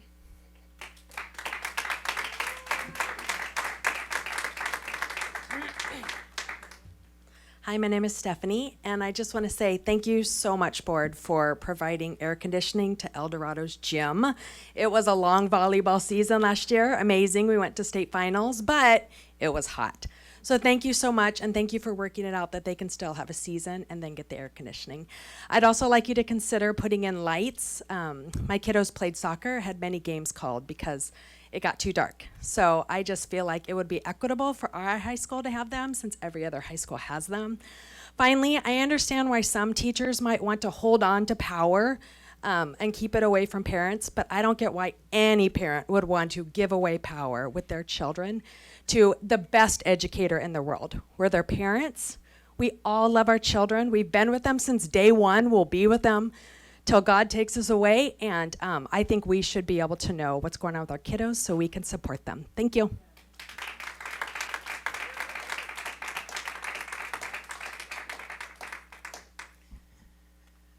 Hi, my name is Brent. I did K through 12 in this district. So did my kids. I have a senior at El Dorado.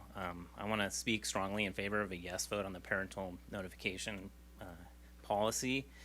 Some of the things I'm hearing up here, I'm just flabbergasted. It's unbelievable that the people that are against this, it sounds like you feel like parents are monsters. I mean, you're talking about the 0.1% in these situations where parents are driving their kids to suicide. It's crazy. Parents need to know we have the responsibility for our own children. They're our children. And, you know, to the mom with 2 kids that transitioned, if your kids were detransitioning, I would want you to know about it, just as I would want to know about something significant in my own student's life. And parents need to know. Thank you.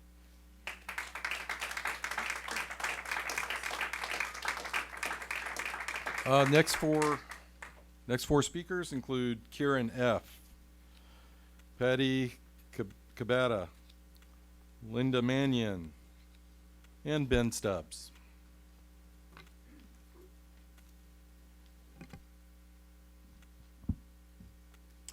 Hi, Hi, I'm here in support of parental notification for all students. I can't believe we even have to do this, but these days we do. COVID really hit our kids hard, and the amount of depression, loneliness, drug abuse, suicides, and confusion is off the charts. If something is noticed at school, it should absolutely be relayed to the parents. This is a basic, fundamental parent right that should not be infringed upon without legitimate reason. To assume a school staff member should have more information, influence, and say in a child's life than a parent is simply absurd. Some previous speakers have a problem with creating barriers to trust between students and teachers. But it's okay to create a barrier to trust between students and their parents? Why is school staff the priority in a child's life? Additionally, I'm glad to see the lights at El Dorado finally on their way. Those athletes deserve the same accommodations that other schools have.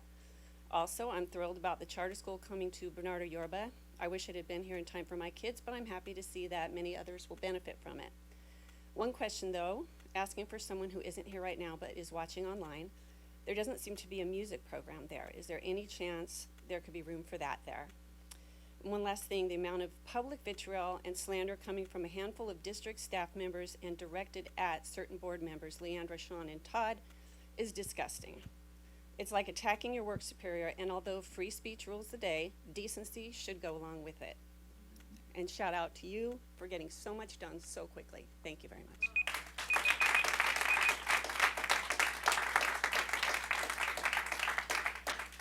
Mine is in Spanish, so is there a translator? Because it says should say Spanish on there.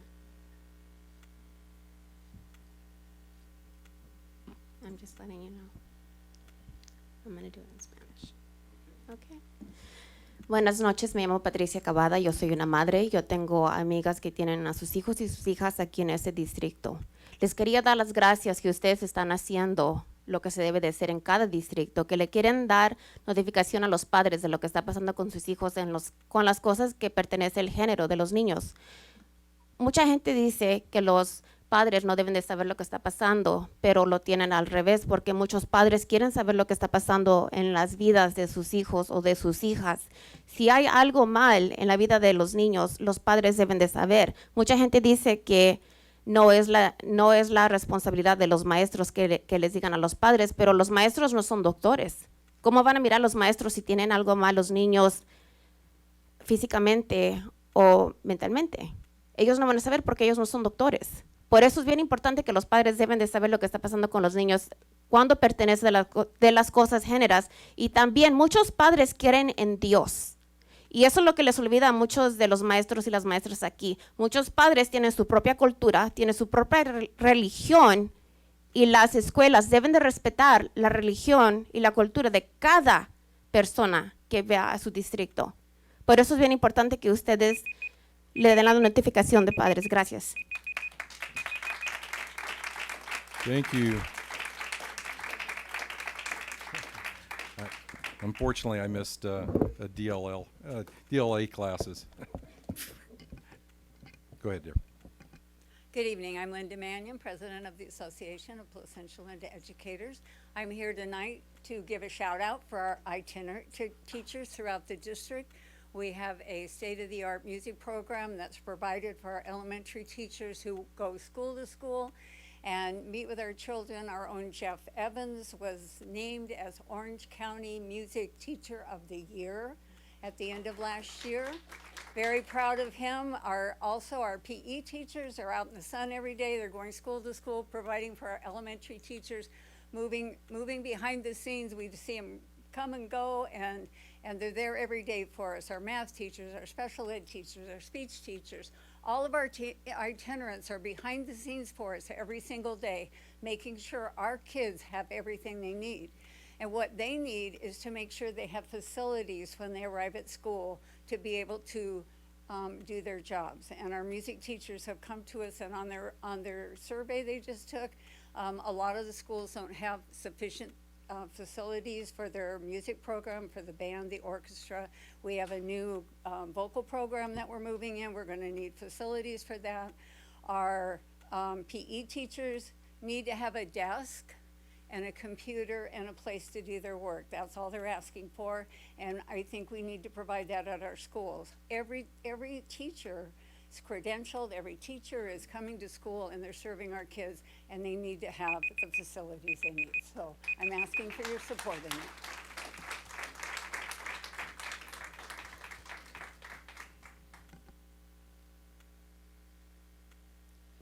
Good evening, Superintendent Chernis and members of the board. I'm Ben Stubbs, a parent here in the PYL district.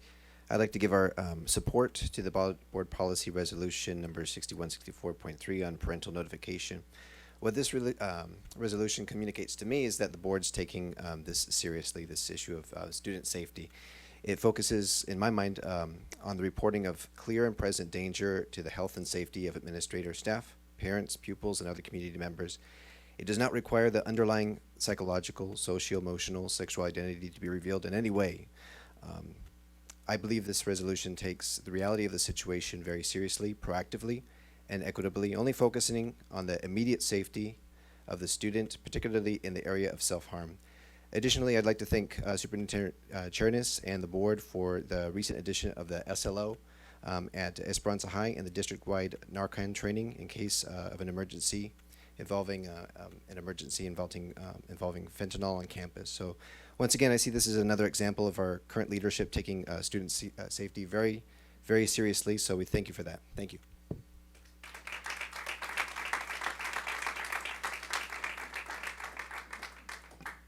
Our last three speakers, Kim Manning, Ed Gunn, and Steve.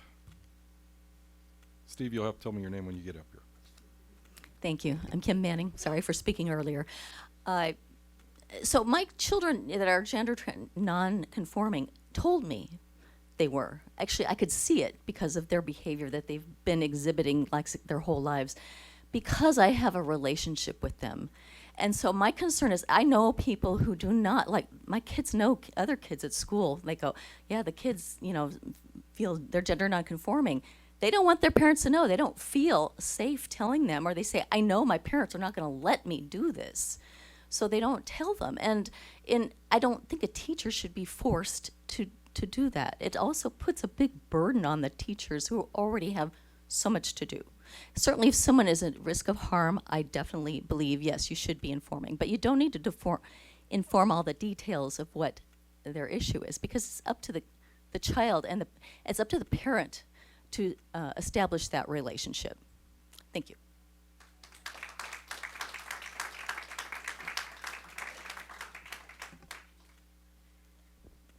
Good evening. First, I'd like to say teachers good, union bad, very bad. Parental notification, good. If a parent is financially and criminally liable for a child's actions, they should know all aspects of that child's life. Please pass parental notification. The proven way to separate children from their parents is to sexualize them, like LA Unified School District does. This Wednesday, is National Coming Out of the Closet Day. LA Unified School District has an action plan for Coming Out Day all week long for elementary school children. Parents that live in LA, don't be surprised when your kid comes home tonight or tomorrow night. Daddy, I want to wear a dress. Sorry, son, not appropriate. Call in sick with COVID. Get the 5 days off. Get out of that school. Sean, Leandra, Todd, thank you for taking all the arrows and rocks and everything that comes your way from the commie, socialist people in the union. We really appreciate your willingness to stand in the way and take those. On El Dorado, if you live near a school, it is a reasonable expectation that children will be yelling, screaming, and there will be field lights. As long as they're off by 10. Thank you, sir.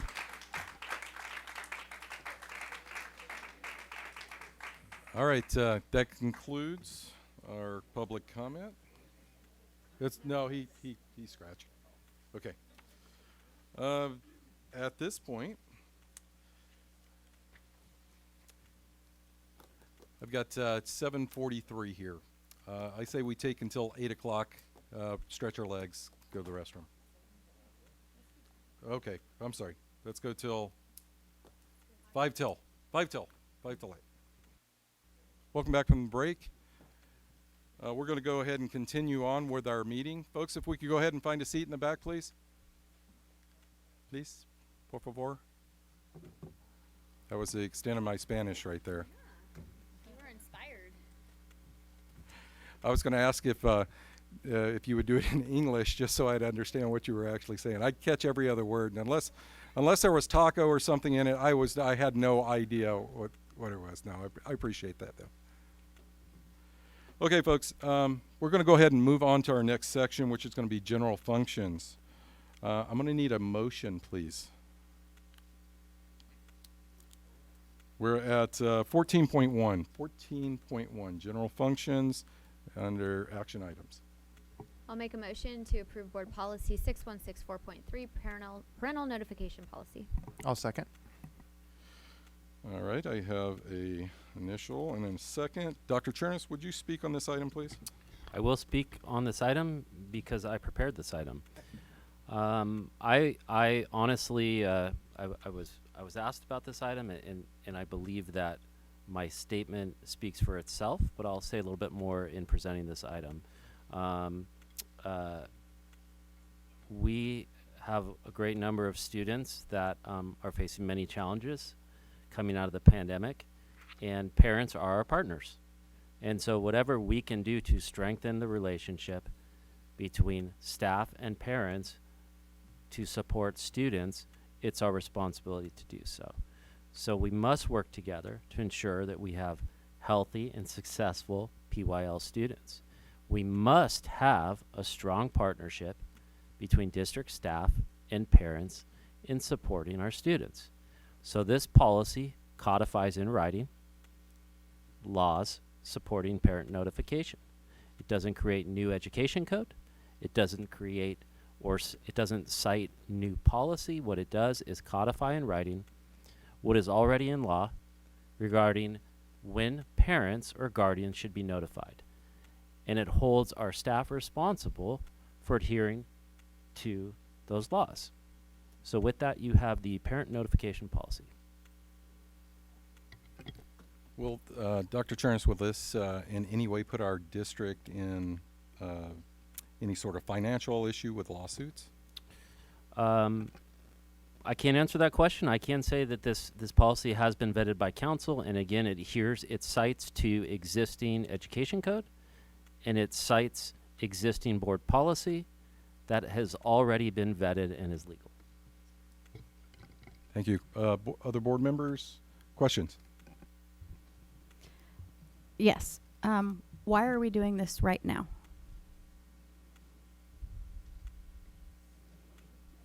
Yeah. Why is it brought to the agenda right now? So as I stated previously, our students have been, I think the policy speaks to that. So to answer your question, rather than to ad-lib that, I will just say that due to the current nationwide mental health crisis exacerbated by the global pandemic, and I'm reading right from the policy, the Placentia-Yorba Unified School District recognizes the need for frequent, ongoing, and oftentimes immediate communication between school administration, staff, and parents and guardians. Furthermore, with reports of depression and anxiety and suicide rates at an all-time high among public school students, action is needed to address this emerging crisis and support the health and welfare of district students. So if a student states that they want to hurt themselves or others right now, before this policy, what is the protocol? We have set. Sorry, can you hear me okay? Mm-hmm. We do have set protocols, suicide prevention protocols, in terms of how we respond when students express suicidal ideation. Typically speaking, if a student is making any sort of threat, they're referred to mental health folks on our campus that are trained on how to evaluate and assess that level of threat. And if it's deemed that that threat exists, then it would require us to notify parents. It's something that's been in practice for years. Who else would we notify? In the event of, if a student's presenting immediate danger, the site principal would be part of that process. We would notify the parents, and we would notify the responding party that would do the initial evaluation, whether it's the hospital that's assessing that student, or whether it's police department if it's an immediate threat where we need to ask for assistance in getting the student to the hospital. So if it's a clear and present danger, who do we call first? Do we call the parent, or do we call the police? Or do we call the CAT team? I think it depends on the circumstances. I don't know if there's necessarily one clear answer to that, because the immediate response for our staff is to make sure that the student is okay. So depending on how the student's presenting, if they have immediate need for support, oftentimes that would necessitate getting the police involved if we're concerned about the immediate safety of the student. But we would also, at the same time, notify parents because they need to know that their student is in immediate risk. So what if that student says that they're over the age of 13, maybe in high school, and they say that they are, they have suicide ideation, but they don't want their parents to know about it because they feel threatened that something else could result from that, or it will cause them to be even further, further think about or have more ideation. And in that scenario, the disclosure is made to a school counselor? Okay. Yes. Okay, so in that scenario, there are exceptions to confidentiality that students are entitled to, and those exceptions would be harm to self, harm to others, or somebody's hurting them. In that case, the disclosure would be made to, regardless of whether the student wanted that disclosure to be made, it is an exception to the laws pertaining to confidentiality. So we would make that disclosure even if the student didn't want us to, which would include parent notification. And is that our call, or is that something that the police or the CAT team would be involved in? Well, again, it depends on the circumstances that are being presented, but it is the counselor's duty and responsibility to ensure the safety of the student. So if they're presenting with immediate risk, we have the responsibility to let the site principal know, because it presents a safety issue on the campus. We have the responsibility of managing that threat, whatever level it's presenting at, and oftentimes that would involve either social services referral, could involve the CAT team referral. We oftentimes then at that point, in almost every case, would involve the parent. And that's what we currently do? Yes. and have Prior to this policy? been- And have been doing for years. Okay, I have further questions, but I have to look through them first, so I'll pass it on.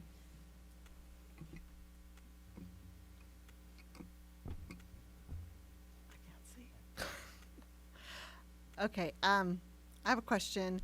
Did our legal counsel read the entire resolution to this policy and review it? Yes. Okay. And then, aren't all school employees mandatory reporters? Yes. Mandated to report for like suicide and things like that? Mandated reporting has specific requirements. It does. It would not necessarily be, in terms of their obligations to report mandated reporting, they would not, suicidal ideation would not necessarily be part of that. So if they're making a disclosure of somebody harming them, it's not the school employee's responsibility to determine whether or not the allegations are actually true or not. But we have an inherent obligation to notify social services as a part of our reporting duties. But it doesn't necessarily mean that suicidality falls underneath that provision. Okay. This policy references our board policy 2440, which is quoted in here. And policy 2440, this is kind of like an oops policy, right?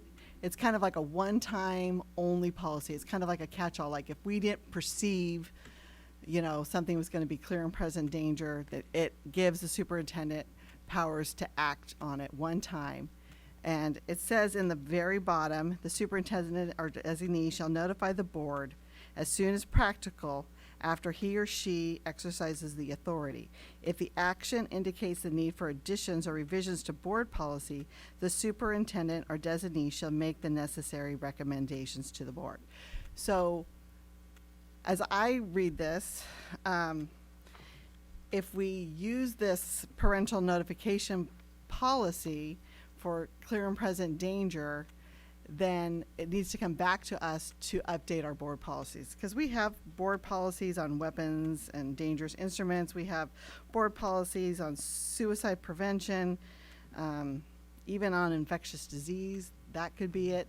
We have lots of board policies. So if this becomes an issue, then we have to go back and add parent notifications to each of those policies. Is that correct? No. So I think in paragraph 2 of that 2440, which I think is an important thing to bring up, it's in any situation in which immediate action is needed to avoid any risk to the safety or security of district students, staff, or property, or disruption to student learning. The superintendent or designee shall have the authority to act on behalf of the district. So in that statement right there, it encompasses more than just clear and present danger. It's a policy that's already in place. Like Dr. Turner says, this is codifying law that's existing in Ed Code and board policy and bringing it together to say that this is a tool to be able to make sure that our parents are informed about things all the way from disruption of student learning up through extreme situations. And the thing I would think would be important is that there are several steps before we get to suicidal ideation. And there are intervention steps that can be taken with parents involved if there are notifications that happen prior to the step where you're referring to, Carrie, where we're in an extreme situation. So I think this is a good thing because it puts on the front of our teachers' minds, our educators' minds, our principals, and anybody involved with students that if it's not academic, then it's something that should be questioned if they should actually share with parents, because that is what we are about. We're partnering with parents. This is not a policy about the extremes necessarily. It includes it, but I think it encompasses much more than that. And I think this is a good step in the direction of exactly what the policy states, that our students are behind, they're struggling, they're depressed. There's so many things involved in all of that, and parents need to be involved because, like somebody said earlier, some parents can't be involved because they work 1-2 jobs, they work night shift. There's things where they need support and connection with the teachers more. And the thing I've noticed the entire time in this district is communication is not great. I think we would all agree that there are communication issues across the board, and this is just another way to help codify the things that are in place to remind everybody, hey, these are our parents' kids. That's who we need to make sure we communicate with.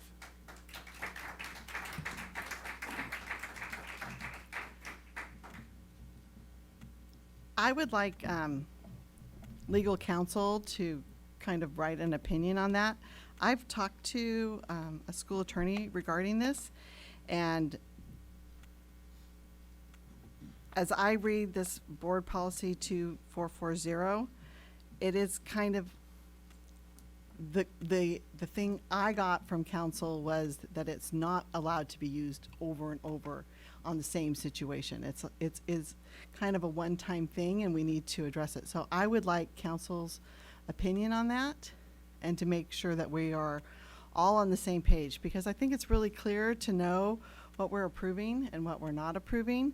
I am for parental rights, and I want our parents to be notified, but I want to make sure that it's clear in our policies that people are not thinking it's saying one thing and not saying another thing. So I just would like to get counsel's opinion on this. The council did provide their opinion that this is legal. Yes, I'm aware that it's legal, but I want to get clarification on our board policy 2440 about how it is utilized in regards to this policy. I have a couple other questions.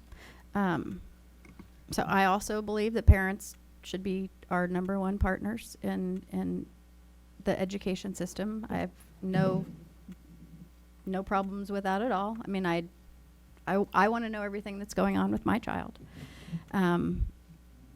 But there are rules around kids' rights, students' rights over the age of 12. So I want to make sure that we're addressing those within here or in another way, whether that's a students' rights policy or a handbook, as Dr. Chernus had mentioned, specifically for students when I spoke to him, so that students can understand this.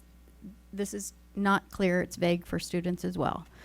So I want them to understand what their rights are and what will be disclosed to parents outright. Couple other questions I have were, currently, if a student is found under the influence of drugs, are parents notified? Yes, they are. Okay. Currently,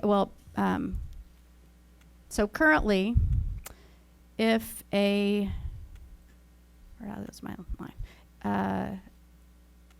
If a student tells their counselor or teacher that they are LGBTQ or they want to be called by another name or pronoun, are we required to let that parent know? If the conversation is directly with a counselor? Yes. No. And it prevents, and it brings up nothing related to mental health or a student feeling like they're suicidal, any of that. Nothing is disclosed regarding that. Strictly, I'm LGBTQ or I want to be a different pronoun. And there's Pronoun. no, go ahead if you want to. Do we report that now?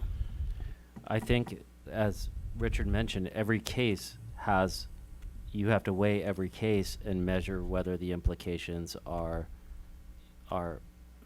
impacting the student to a level where the parent has a right to know, right? So in some of these cases, maybe yes, in some of these cases, maybe no.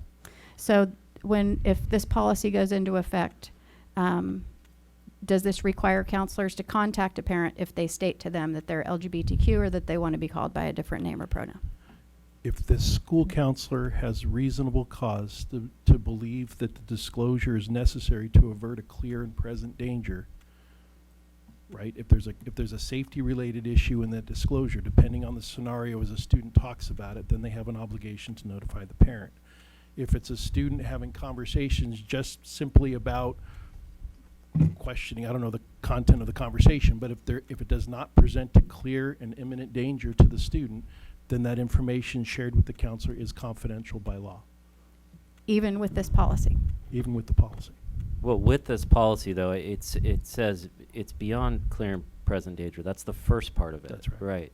So, reporting information, the exception is reporting information to the principal or parents of the pupil when the school counselor has reasonable cause to believe the disclosure is necessary to avert a clear and present danger to the health and safety or welfare of the pupil or the following other persons living in the school community: administrators, teachers, staff, school staff, parents, pupils, and other school community members. Okay, so just to clarify, if there's no danger, it's just a statement that they made to their counselor, are we going to require our counselors to report it to the parent within 24 hours according to this policy?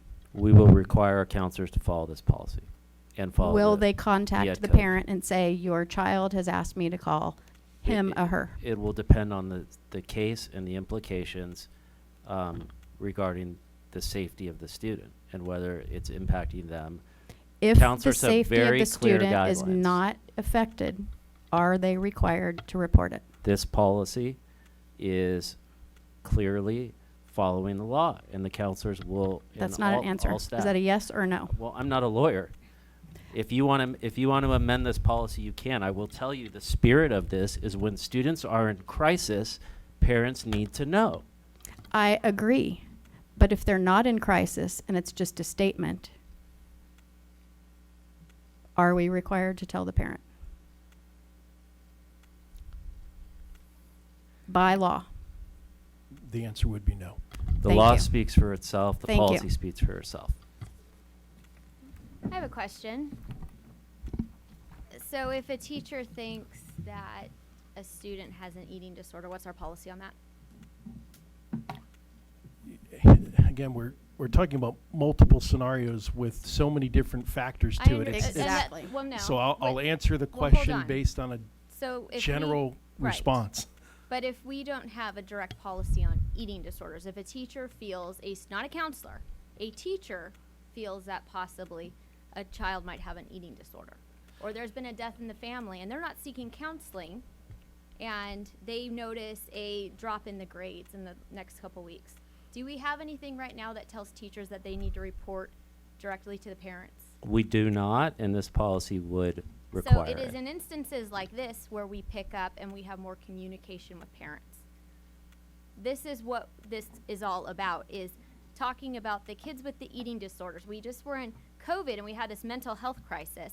Nowhere in this does this talk about LGBTQ. That's why this is so dramatically different than the other policies, and people are trying to make it appear that this is what it is. This is an all-encompassing thing that says we want our teachers, our staff, our parents, and the students to all work together for the betterment of the student. So if a teacher says every morning or after lunch, I have a kid that goes and throws up in the bathroom, and they're losing weight and they're losing hair, and nobody's been seeing this kid, I might make a phone call to a parent. How about a death in the family? Everything seems okay, but you know what? For the last month, they haven't turned in their homework and their grades are in decline. So the teacher can call the parent. So let's stop with this whole, this is people trying to out people. No, we are looking out for the safety of these students, which we are responsible to do. I agree. But the question is, coming up, and because of all the other parent notification policies that are out there, I want to be clear, and I want our community to be clear, because they're asking that.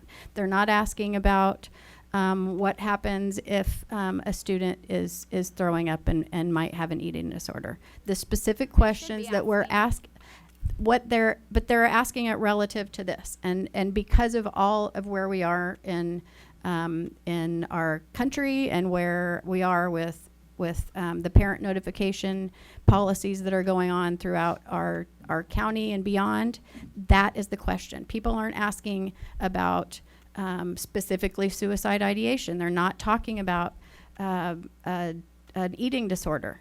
They're specifically asking about students that identify or want to identify as another gender. And so I want to make that absolutely clear what our requirements are so that our students know and our parents know. So you're saying if there's something that shows that the student might be expressing gender dysphoria, and they're talking about gender change is what you're talking about. Identifying as a different gender? No, I'm just saying 'Cause you they just said want LGBTQ well, gender earlier, I'm just dysphoria curious. is a different a different beast, and actually going through gender changing or gender anything related to that. This is the begin. Oh, it's not? It's not in the DSM-5? So that particular topic is what has people upset and have them questioning. So I want to be crystal clear on what the responsibilities are and what the rights are of our students.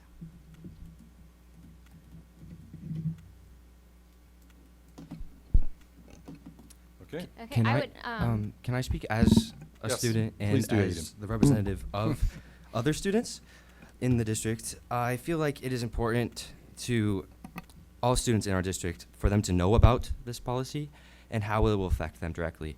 Because I don't think before this meeting I knew anything of this policy, and if it does affect me or any other students, I feel like it should be known how it will affect them, and they just should know about the policy. you're absolutely right. As a student, you should absolutely know the policies that are, being created. And especially too, I will say that last year, I was super grateful for a football coach who gave me a phone call and said, hey, your son's usually very, outspoken and, energetic and stuff. And for the last week, he hasn't been. And I said, oh, well, he's been sick, his sinus infection. And, we finally got him antibiotics, but he is just trying to get through this week. And so I was super grateful, because what happens if he wasn't sick and there was a sudden change in the behavior? I was grateful. I said, we have a sinus infection, we have medication, and hopefully he will be returning to his normal loud self. And so I think that these type of scenarios, this is what we are talking about as a board. Whereas, and having a policy that is so completely opposite of other districts who have passed a parental notification, I think that this has been a very thoughtful, thought-out policy that encompasses all of our students and is actually looking for the students who could possibly be sitting in the back of a classroom dealing with eating disorders or dealing with depression or dealing with things, and making sure that they're not left behind.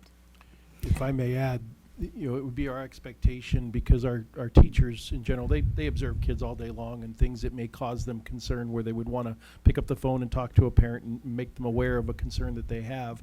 But it's important, and my caution would be that we also want that teacher to utilize the mental health staff that we do have on our campuses who have specific training in looking at some of those issues. So it's a two-part to it. So if that student that you're describing, Trustee Blades, is presenting in a way that causes the teacher concern, our expectation is that they refer that student up to a wellness counselor, refer them to the school counselor who has specific expertise in being able to address that particular issue.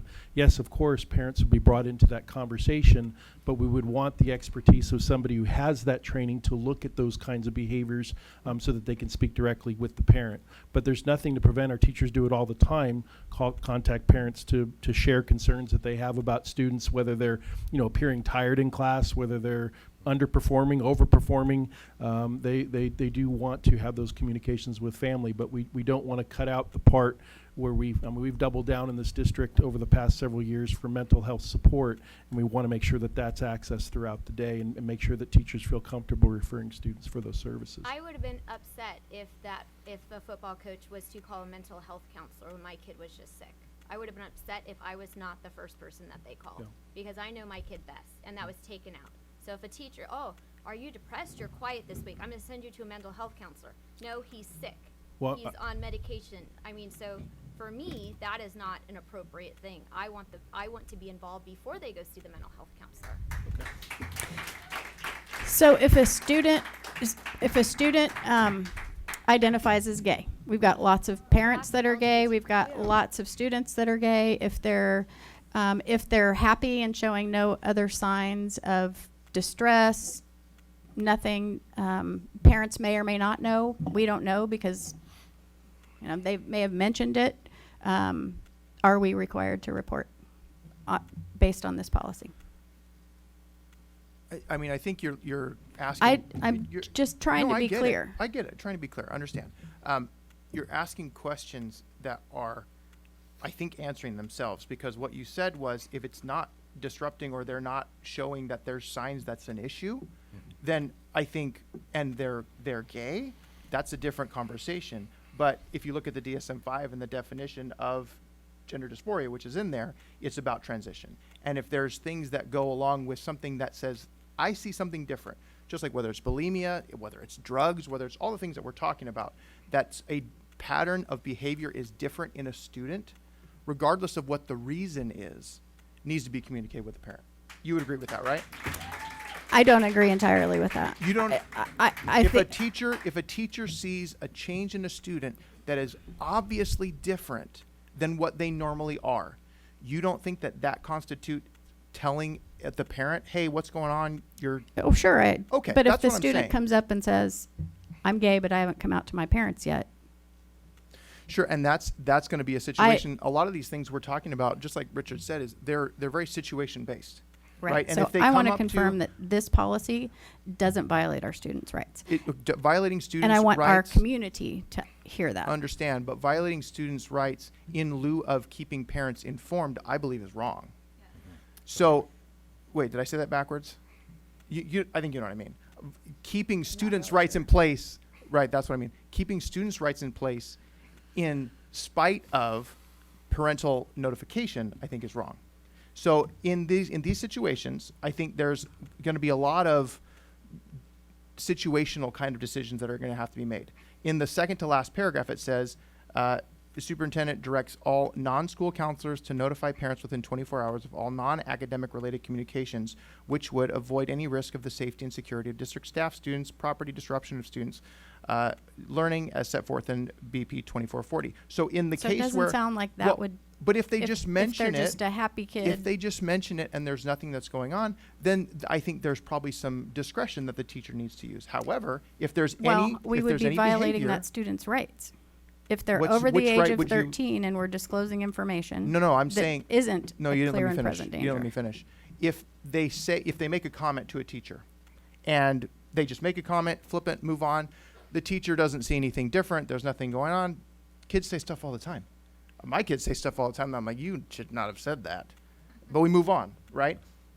I think this all comes back to if there is a behavior change, if there is something that is markedly different about the student, non-academic related or academic related as well, the parents need to be notified. The point of this and the spirit of this is to make sure that we are notifying parents when there's something that is off with their kids so that they can be involved in all the steps, making sure that that child is cared for in the best way possible. And the parents are the only ones that really know what's best for their kid. And I believe we already have that in place in our board policies and in ed code. So this seems to me like it's just putting that together and putting a new name on it for political reasons. Oh, this is the furthest from, if it was political, it'd say a lot more other stuff. Okay, any more? Can I one chime more. in real quick? Go ahead. Actually, Yes, sir. if you're talking about how it does not out people of the LGBTQ community, can that be directly said in the policy just to provide a little bit more protection for those people if they also do not pose a danger to themselves or others? Can that be directly said in the policy? But I think the spirit of that, though, is if they make a comment about that and there's no marked difference to how the student is performing, then it wouldn't cause a teacher to need to communicate with a parent. But that's not what I was asking. I was asking if it could be directly said in the policy. No, I know, but my point is if we point out something like that in the policy and negate something, then we have to start talking about all the things that it negates. I disagree. Yeah, I think to that question, it's a good question. I don't believe this is a gender notification policy. This is a parental notification policy, and the spirit of it is when kids are in crisis, parents need to know that crisis. So this covers bullying, it covers mental health, depression, anxiety, suicide ideation, the extremes, but this is not addressing one particular issue. If the board wants policy to address particular issues, there's a lot more issues than just that. And so just because politically that's out there and people want to, politicize it and make that an issue, I'm not blind to that. I see other districts that are calling out gender in their policies. This is to call out the strengthening of the relationship and the communication between staff and students. And if we would exclude one thing, there's a lot of other things we would have to call out and say, oh, but it's not this either, it's not that either, it's not that either. So I wouldn't recommend that, but again, this is a policy for the board to, amend as they see fit. I just feel that like in other districts, there are similar policies that are used against the LGBTQ community, and I feel like we need to further differentiate this policy so it cannot be used against these people of the LGBTQ community in the same way. I don't have a problem with adding that wording into this board policy. Neither do I. That's the big sticking point, and that's what gets people all upset. So let's call it out and make sure that if it's not clear and present danger, specifically to calling, this is not a parent notification that your student is identifying as LGBTQ, unless there is unless there is a clear and present danger and that child is going to be have some sort of harm related to that. So I think there's a lot of assumptions being made about the other policies. I do agree that they are a little bit egregious in how they point out specific things related to LGBTQ, right? However, the purpose, I believe, of those policies is not just to out students, because I know that's been the term. We've got emails about this is the outing policy. People talked about it tonight. It's not an outing policy. It's parent communication. I think the issue with the other districts is that they have gone ahead and called that out in saying we're doing this, which means people feel attacked, and they feel like, well, that's the focus is, as opposed to the parental notification being the focus, which I think if we start adding in all these things that it's not, then it negates the purpose of the point of it is parental notification.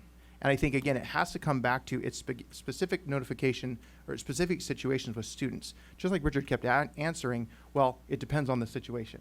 And inside of a counseling situation, there are also different rules outside of non-counselors, right? So there's so many things within this that I think I personally like the way that this is stated, because it encompasses everything related to a student having changes that are obvious, instead of the teacher trying to be the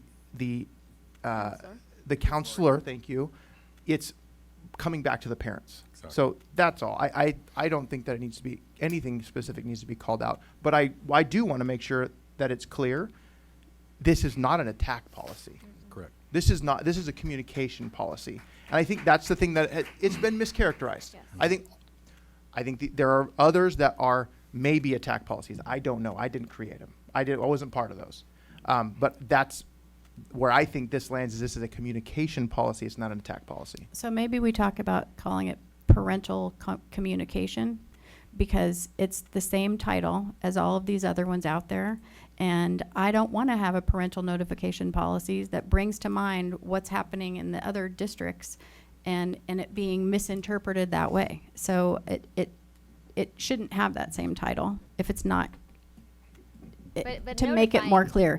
And we're doing this right after all of these other districts are doing it. So it seems like this one's doing it, Because this there's a one's doing mental it, health we're doing it, crisis this one's across the doing it. country.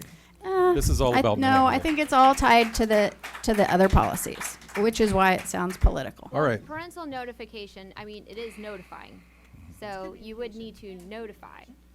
So I like this, and then I would also like to make a motion to waive the second reading. President Youngblood? Okay. Okay, I have, I'll need a so second I for have, that. well, I have We've had questions that need to be asked. We've had students that have given input on that. This should not go to us. This should not be waiving a second reading. That's just because you don't I want to have- bring it I back have and a have the same motion. discussion. I have a motion Well, on we the haven't table. even finished the first discussion. Correct. So Do you have I some have other other questions? things, yes. Okay, go ahead. I'm sorry. Okay, So you'll hold my motion? I'll hold the motion. okay. So I would like us to add the legal references at the bottom of this notification, which would be the ones that are mentioned in here, 49602. But I would like the whole section, because section C is the exception, but the whole section is the rule of that ed code. So we're highlighting the exception, but I think we should also make note that it's a big ed code, and it has the rules of it, and then like the rest are the exceptions. So Looking at 2440, just kind of workshopping this, right? Right. In 2440, at the bottom, it just references ed code. There's not in the body of the policy. In this policy, it references ed code in the body of it. So do we need a redundancy? Well, because in the policy, it only references subsection C. Because that's the policy we're That's the using. exception to the policy. So 49602, it just is the rule of what we should be following, and then it gives exceptions. Does that make sense? If you look. Yeah. So I think we should make clear what the rule is and just put it as a legal reference at the bottom. Just so people know that there is a giant policy on this, and it talks about, kids 12 years of age or older. And then it gives the exceptions, like they can have a discussion with a psychotherapist, and reporting child abuse is B. And C is the clear and present danger one. D is reporting information to the principals, another person's inside, the parents of the pupil. And E is reporting information of one, that they waive it. So it's a full thing, and I think we should just add that to the bottom as legal references. Aren't you only supposed to have the legal references to what your actual policy pertains to? Is your mic on? Aren't you only supposed to have the legal references what your policy actually pertains to? Because then we could put the whole education code behind this if need be. Why not? That's why it's just there for reference. So you're saying just list it at the bottom? Just saying listing it at the list it, bottom but as legal reference. What we're citing in the policy, we have at the bottom, but let's list other ed code things for people's leisurely reading? Is that what this is? No. She's just saying list ed code section 49602 without the C addendum. But our policy specifically refers to 49, so why would we do that? It was just, I think it's just a suggestion. Okay. And I think that would be also another question to ask our attorney, that if we should, because it was mentioned by other people that there's no legal references on here. So I'm just saying, let's ask if they think that that should be included at the bottom. Did that come up with legal at all? No, they vetted the policy and. I was Yeah, also told when again, we met that if I brought language back that I wanted to include that was related to this, I could do that for the second reading. If there was a second reading, you could do Yes. that whenever. It's I you think could, not you could having amend a it now. second reading is quieting the voices of board members, including our student board member, and not giving parents the ability to give input. And Also- not our practice. Also, there was a really good suggestion made by our student board member and 2 other board members, so that's 3. And it should be discussed and see if it's added. He has voting rights.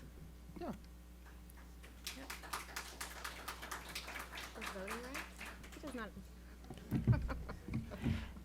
Okay. Can so- I ask just one more Yes, question? go ahead. Where did the age 12 come from? The state. The state? Over the age of 12, you have individual rights. Medical rights. Over the age of 12, 13 and above, you have different rights because you're a different age group. A different minor? Yeah, supposedly a better Just minor. like if you are going through a divorce and you go to court and the child is given the opportunity to talk about where they want to live and all that, because if they're over the age of 12, they have individual rights given to them by law. And those rights are kind of outlined in 49602 of the Ed Code. That's why I think it should be added. Okay. Everybody done? Okay. So we have a motion on the table currently regarding the establishment of the policy. The motion. To waive the second reading. So The motion to waive the second waive reading? the second I'll second that. reading. We already have this. I don't know if we can do a waiving the second reading when I we've think we already. have to do We the can. initial vote first, and then if it is agreed upon, then we can waive a second reading. Is that correct? No, the board member can make a motion to waive the second reading at any time. Okay. All right, so since we have on the table, Don't we have to vote on the original motion that's set first? that's what I thought, but I didn't. What was the original motion? I thought it was. the original motion was to approve. to The approve. original motion was to approve. Okay, and who made that motion? I did. So you can amend that motion and But propose. if I made a motion to approve, then we just approve it tonight and there is no second reading. That's That true. was what my language was. Yeah. Okay. It doesn't that's- say first reading. Yeah. We I didn't say first we do reading. first and second readings. I made the motion to approve it. I didn't talk about a first reading. Unfortunately, it says first reading on it. I so- didn't say it though. Okay. Doesn't matter. It says it on the on the. So, So make It's a motion. agendized Miss- as a- Okay, then, So Vice okay, President I'm gonna Blades make- can amend her yeah. motion. I'm going to amend my motion and make a substitute motion to amend it so we do not have a second reading and we approve tonight. Okay. Okay. Is there a second? I'll second that. Okay. I'm still confused. Was my suggestion still like factored into the opinions of anyone else? Because Well, I heard you. We heard I you. heard you. I know, but you guys didn't really talk about it, and I feel like I am the one that's most closely related to all the other students. I feel like my opinion does matter, and I feel We have a like motion you on guys the- we have a motion. don't need to approve it right at this moment. If there could be a little bit more discussion about the differentiation between this policy and other policies regarding LGBTQ people. Okay. Well, this policy, the way it's written for all students. It's not one particular group. It's not one particular section. This is for all students. And the way that it was written not only was verified through our lawyers, but I think it's very encompassing. And I kind of like the way it's written, personally. And you do have a student preference vote, so you get to vote. If you don't agree with this, you can vote no. I know. And I think that's So why we it's have important to we have a motion- second We reading. have a motion on the table Okay, to so- waive the second reading. Okay, let's go ahead and go with the. I just feel like if the main focus of the policy is about student protection, and then I am a student and worried about the protection of other students, I feel like that does. So, I think you might have it a little bit twisted on the purpose is about parent communication, not student protection. Correct. Right? Because because the parents are where the protection should come from. That's why. And I'm not saying I'm not saying that you're wrong on the way that you're feeling about this, but I think the spirit of what this is, it's about parent communication, and that is where the protection of students comes from. Correct. Also, I Okay. want to, We have But a we- motion. I want to be clear, are we adding the legal reference or not? At the bottom of the policy? At the bottom of the policy. That is not Why would part we of not? It's Ms. not, Blade's it's not motion. a part of this, It though. just, it doesn't seem like it's necessary doesn't- because Well, it's it was, called out it's in part of the policy. discussion and But whether. it doesn't pertain to the policy. It doesn't guys. seem to you all it's necessary, but it seems to us that it's necessary, So which we're is gonna- why we want the attorneys to weigh in on it and bringing it back attorneys for a have second weighed in. reading, Okay, but okay. not about the questions that we've had. And you're shutting us down and you're cutting us off and you're not allowing us to come back and speak about it as a second reading because you don't want to hear it.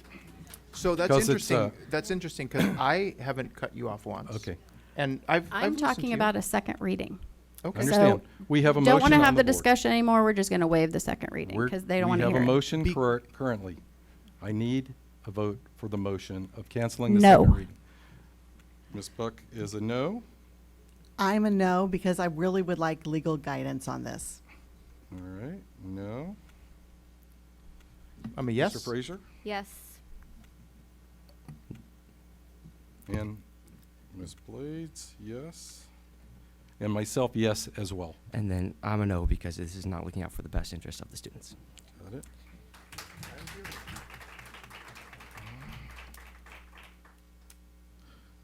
Okay, So now we need to vote on the policy. so now we'll go back to 14.1, the notification policy itself. I'll do a roll vote. No, we did We it. waived the second We did a reading. second reading. That of it. was to approve and waiving the second reading. Yeah, I think it's all in one. Is it not? I vote no on that too. Okay, well, roll call. She voted no. So Ms. Blade's motion was to waive the second reading Correct. and approve the policy, Correct. and that was approved 3-2. Okay, perfect. With one nay from the student board.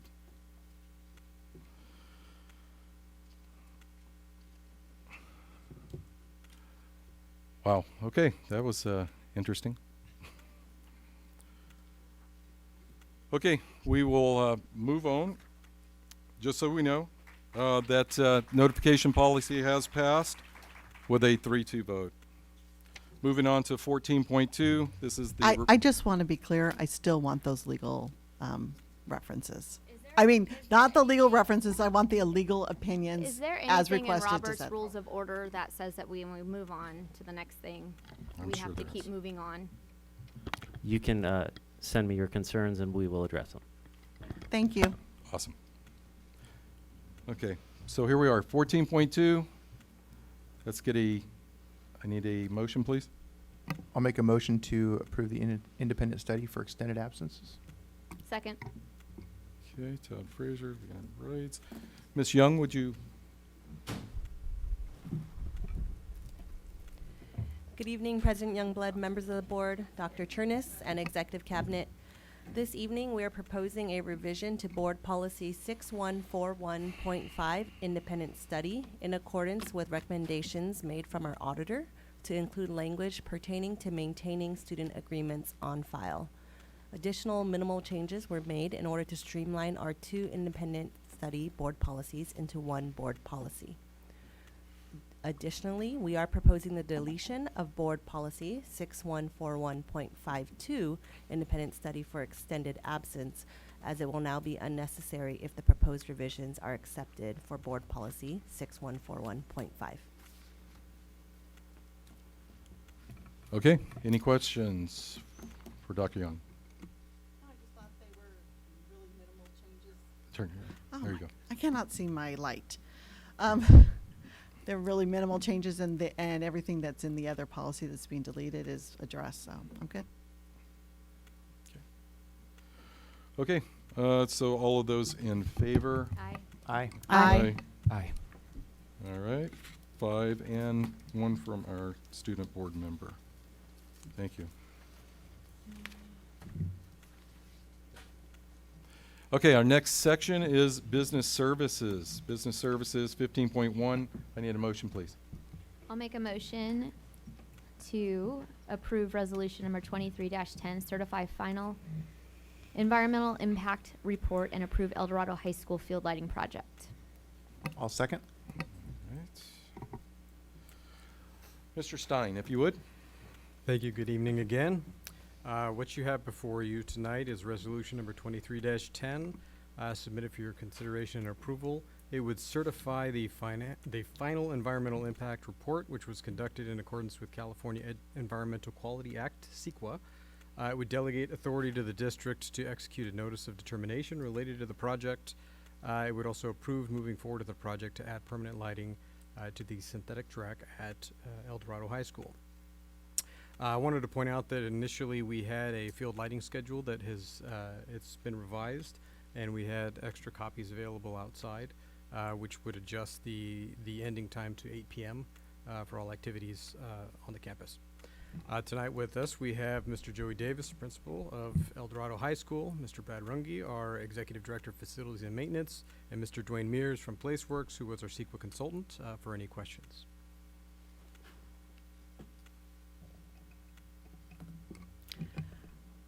Okay. Questions? Yeah, I have a question. In the CEQA report, it lists that band and activities can happen till 9 o'clock. If we don't adjust it in our resolution, would that give the district, even though the current for next year proposed field schedule lights ends at 8, would that allow the district then to change the rules if we approve the CEQA? If that makes sense. Well, I'm not sure I'm following. Okay, so in the CEQA report, Yes. it states that we can have band practice till 9 o'clock and the lights are on until 9 o'clock. Right. In the proposed schedule, it lists no band in the evening hours, and it lists that the lights will be off at 8 o'clock. Right. So if we don't make those adjustments in the CEQA report or in the resolution, would that then like open the door that eventually if they wanted to have band practice till 9 o'clock, the district could do it? I understand. I'm not an attorney, and so maybe that's a legal question, but what I would say is that if it's in the resolution that it's wouldn't stay open past 8, then I think you'd be fine. In other words, you wouldn't be able to go back and extend it beyond that. If that's what, is your concern that you want to make sure that it's not going beyond 8 o'clock? Okay. Then I would say make sure that the resolution states that. Okay. So I guess I want to amend the resolution so that it says something as, whereas band practice will only take place from 7 a.m. to 8 p.m. and the lights of the field will be turned off 8 p.m. Monday through Friday, and no lights will be used Saturday and Sunday. And that is what the current schedule is stating. And the reason why I'm saying this. Are you adding a whereas, may I ask? Is that your?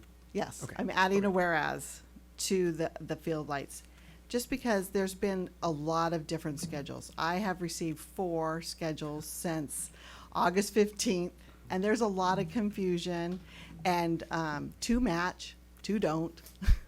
So I just think to be clear, you know, that we, you know, if we go through these things, that we're being respectful to our neighbors, that we say and do what we say we do.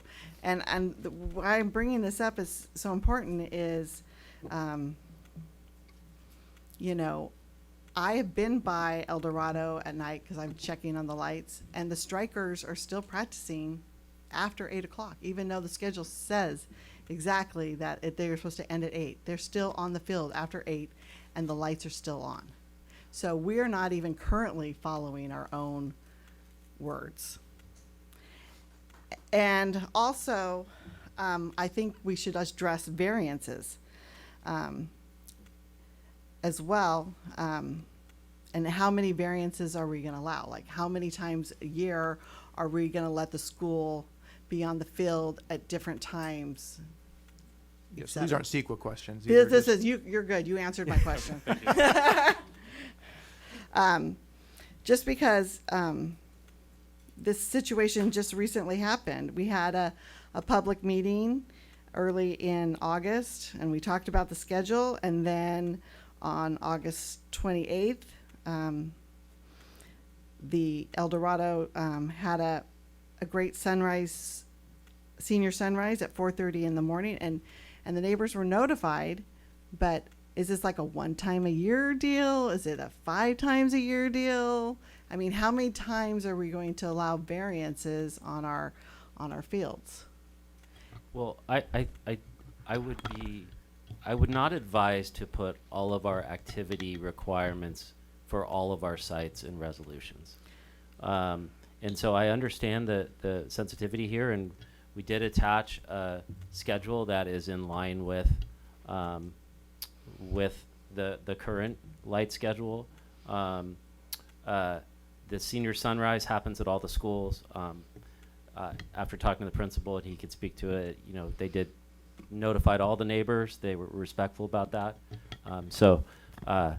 It wouldn't be in my advice to codify schedules and resolutions. That's more of an administrative function. I think the schedule attached is very clear. If that's not being followed, then, you know, we can make sure it is and enforce it. But to put our schedules and resolutions where the other sites don't have, you know, resolutions on lights, on when, you know, on all this, to me seems odd. And, you know, there are events that happen at schools. It's a high school. It's dynamic. There are tournaments that come up and programs, and a lot of people are using these fields. And so I think it's good to have, you know, times when they are on and off, times when and you have that. But my advice is, you know, it has absolutely nothing to do with the CEQA, and to put it in a resolution accepting the CEQA and inserting times for lights to go off is atypical. I think, so I hear what you're saying, Marilyn, and I 100% agree, because the overwhelming feedback that we got from the community was, you've told us you're going to do these things and you don't do these things. You told us you're going to do these things and you don't do these things. And I have said several times, and I think all of us up here have said, that we want to be held accountable as a district to do the things that we say we're going to do. However, I agree with Dr. Chernus that we don't need to put that here, but I do think that we need to have something set in stone for the scheduling and how we do that. It is administrative function, and I think I echo what your concern is.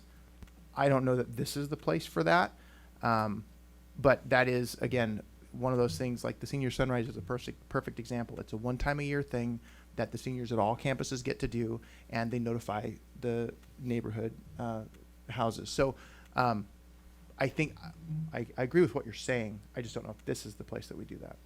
Well, then what is the appropriate place? Because if we pass the CEQA as written, it shows band practice till 9 o'clock. Well, that's of the environmental impact, though. Right, but just in general. But it doesn't list what has to be done. It's saying, if you were to do this, this would be the impact. This also says approved field lighting project, so it's beyond just the CEQA. And the schedule is attached, and we did revise it. I have a question regarding the schedule on Saturday. Currently, it says we don't have any band practice after 5 o'clock, and on the new one, there's band practice until 8 o'clock on Saturdays. That's not, so we're extending it 3 hours on Saturday. Can you comment on that? I believe, Mrs. Buck, that we got a second revised version. Is that posted? I believe it was. It was out front. I grabbed one when I walked in, so I don't know where all it's available, but we updated that, and so it does save till 5 o'clock on both Saturday and Sunday. that's why there's just so much confusion I about agree. schedule. And I assume that will not continue. We'll have it nailed down, and this will be what the schedule that we decide is the schedule we decide, right? Right. Initially, we were going with the CEQA recommendations. Language, Yeah. thank you, that said 9 o'clock, and Okay. I believe that's also the practice at the other schools that have lit fields. Theirs is just obviously not so close to homes. So I'm perfectly happy to do my best, excuse me for the interruption. No, you're fine. To follow exactly what the board superintendent tell us to do with the lights. And I really feel like part of the problem with the lights that are there now is that just about anybody can walk over and plug them in and turn them on. I was just going to talk about that. And these the new lights, once they're put in, nobody will be able to do that unless they have access electronically to the system. So there is a key, it'll be locked up, but it's also an online system. At least it is at the other schools where I've worked. If we have practice that goes beyond 8, or a game or something that goes on beyond 8 o'clock, what happens? So that's a great question, and that is a possibility. If we start a soccer game at 6, overtime sometimes can go a little bit unpredictably long, mainly with soccer, but other sports have the same problem. And so those are cases where we were saying we might have to go a little bit beyond to 8:15, and we also have to get the space cleared out. We can't just, oh, game's over, turn the lights out. Yeah, there's a couple hundred people here that they shouldn't have to stumble to their car in the dark. So There was a statement made that the soccer games were happening there and the lights went out, but you're saying that they can currently be plugged in and they have to be turned off manually. So why would the lights be shut out in the middle of a soccer game? Currently, we don't for the high school games, we don't use the lights. There was a game that started late last year. It was in, I think, December, maybe January. It got dark around 5:15 or 5:20 maybe. We were scrambling to get the lights turned on at like 4:55 because we hadn't planned on, we don't usually have them on for our events. We try to schedule everything to turn off. So they wouldn't have been shut off at 8 o'clock if the game was still going on? Well, we would never schedule a game that late currently. So, and I also think that the issue there would not be as much the lights after 8, but the noise. Oh, yeah, the noise is a whole different. Right, that's a whole different deal. But I was talking to coaches at El Dorado, and they mentioned that because it's so easy to turn those lights on and off, that it's hard to control that, which we gain a huge control putting in these lights because it's accessible. I mean, Brad, tell me if I'm wrong, or it's accessible from home on an iPad or computer, right? Absolutely. Yeah. It's from, one of your administrators at the school would have access to be able to, if it turned off at 8, they could turn them right back on to do extended play if they needed to. Yeah, or turn them off if they got left on, Correct. or those kind of things, yeah. Yes. I still feel like we need to do something to reassure the neighbors that this is not going to become an issue. And, and this might be, something that we just table for tonight and bring up next month after we can talk to legal counsel, because our CEQA person is not a lawyer, as he has told us. And I just want to make sure that we are saying to our neighbors what we're going to do, and we actually do it. And it's codified. And it's codified, and it's legal, and somehow it's noted. Because I think the schedule just being attached, I don't think that is necessarily So you're saying you the don't best trust, way to you don't, legally you don't do it? trust the administration or the staff, is what you're saying? Well, I think you're just mixing things. I don't think these are supposed to be mixed. I think we do need to show the neighbors that we're going to do what we say we're going to do. Right. I just don't think this is the place that you do that in the So resolution. I want to know, where is the place? Well, it's administrative, if I'm not incorrect. I mean, That's correct. It's just like every other site. It's an administrative function. It's up to the principal to enforce the rules. Yeah. And it's up to the staff to set the rules. and the best way to And show that- people that you're going to do what you're going to do, what you say you're going to do, is by action, obviously. Yeah. Well, he just said that it's up to staff to make the rules. So To- it's- Administration. No, he said administer and to set the rules. It's up to So- staff to make sure that the light schedule is followed. And they set the light schedule, but there's no parameters? The light schedule is I'm attached. just setting parameters. If you have no, I think what your question is, will this be followed? And so what you're saying is, if we put it in a resolution, that it ensures it's followed. Is that right? I just want the neighbors to have reassurance. We can send the neighbors the schedule, if that's And what I you're just saying. want them to be able to, because neighbors move in and out, and I just want them to, just to be clear. And staff changes. And staff changes, and, Yeah. and things get lost. I think you mean, should put the light schedule on your website. Make sure everybody, have your athletic director, meet with the coaches, make sure everyone's clear on what the expectations are, and make sure we follow it. Yeah. And what about variances? Do we want to put variances? Exemptions or something? Exemptions, like, if games go longer than anticipated, I think or. we're mixing, We're like, really this is another making a big conversation. deal right now. Yeah, Well, I'm not, well, it is a big I mean, deal. it is a big It deal, big but deal. like for 30 minutes, because your game went into overtime, I mean, that's like few and far between. If it was every single night, then that would be an issue. But if you have a game that goes in, or If it's goes every an night, it's extra a 30 scheduling issue. Exactly. But this if is you a have really game- big deal to these neighbors. Absolutely. We And- understand that. Myself, Todd, and Carrie, and we went to the last one with all the neighbors, and we understand exactly what their issues are. And so this schedule, I've never seen a schedule before until we did this lighting project, and I've never, heard any type of. I've never even heard anybody talk about following a schedule until we actually did this lighting project. And so I think that if a piece of paper is a piece of paper, and so we can just, we can pass this resolution with this piece of paper attached, or we could pass it without it. It's just, is our staff gonna follow through? And I am confident with this staff that we will follow through. And I think that if you're saying that you don't wanna pass this tonight because of this scheduling issue, then you're saying you mistrust our staff to not follow through. This is more about legacy. I trust Mr. Davis that he's going to follow this, but he's not going to be principal forever.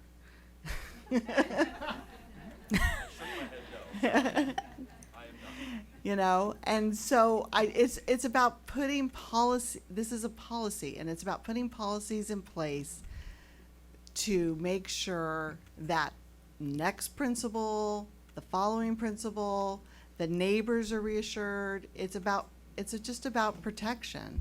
And I think the protection is here. And so this is about, if this is legacy, then we have Mr. Davis, please follow through on this. And then when your next principal comes in, please tell them, please follow through on the lights. It's very important.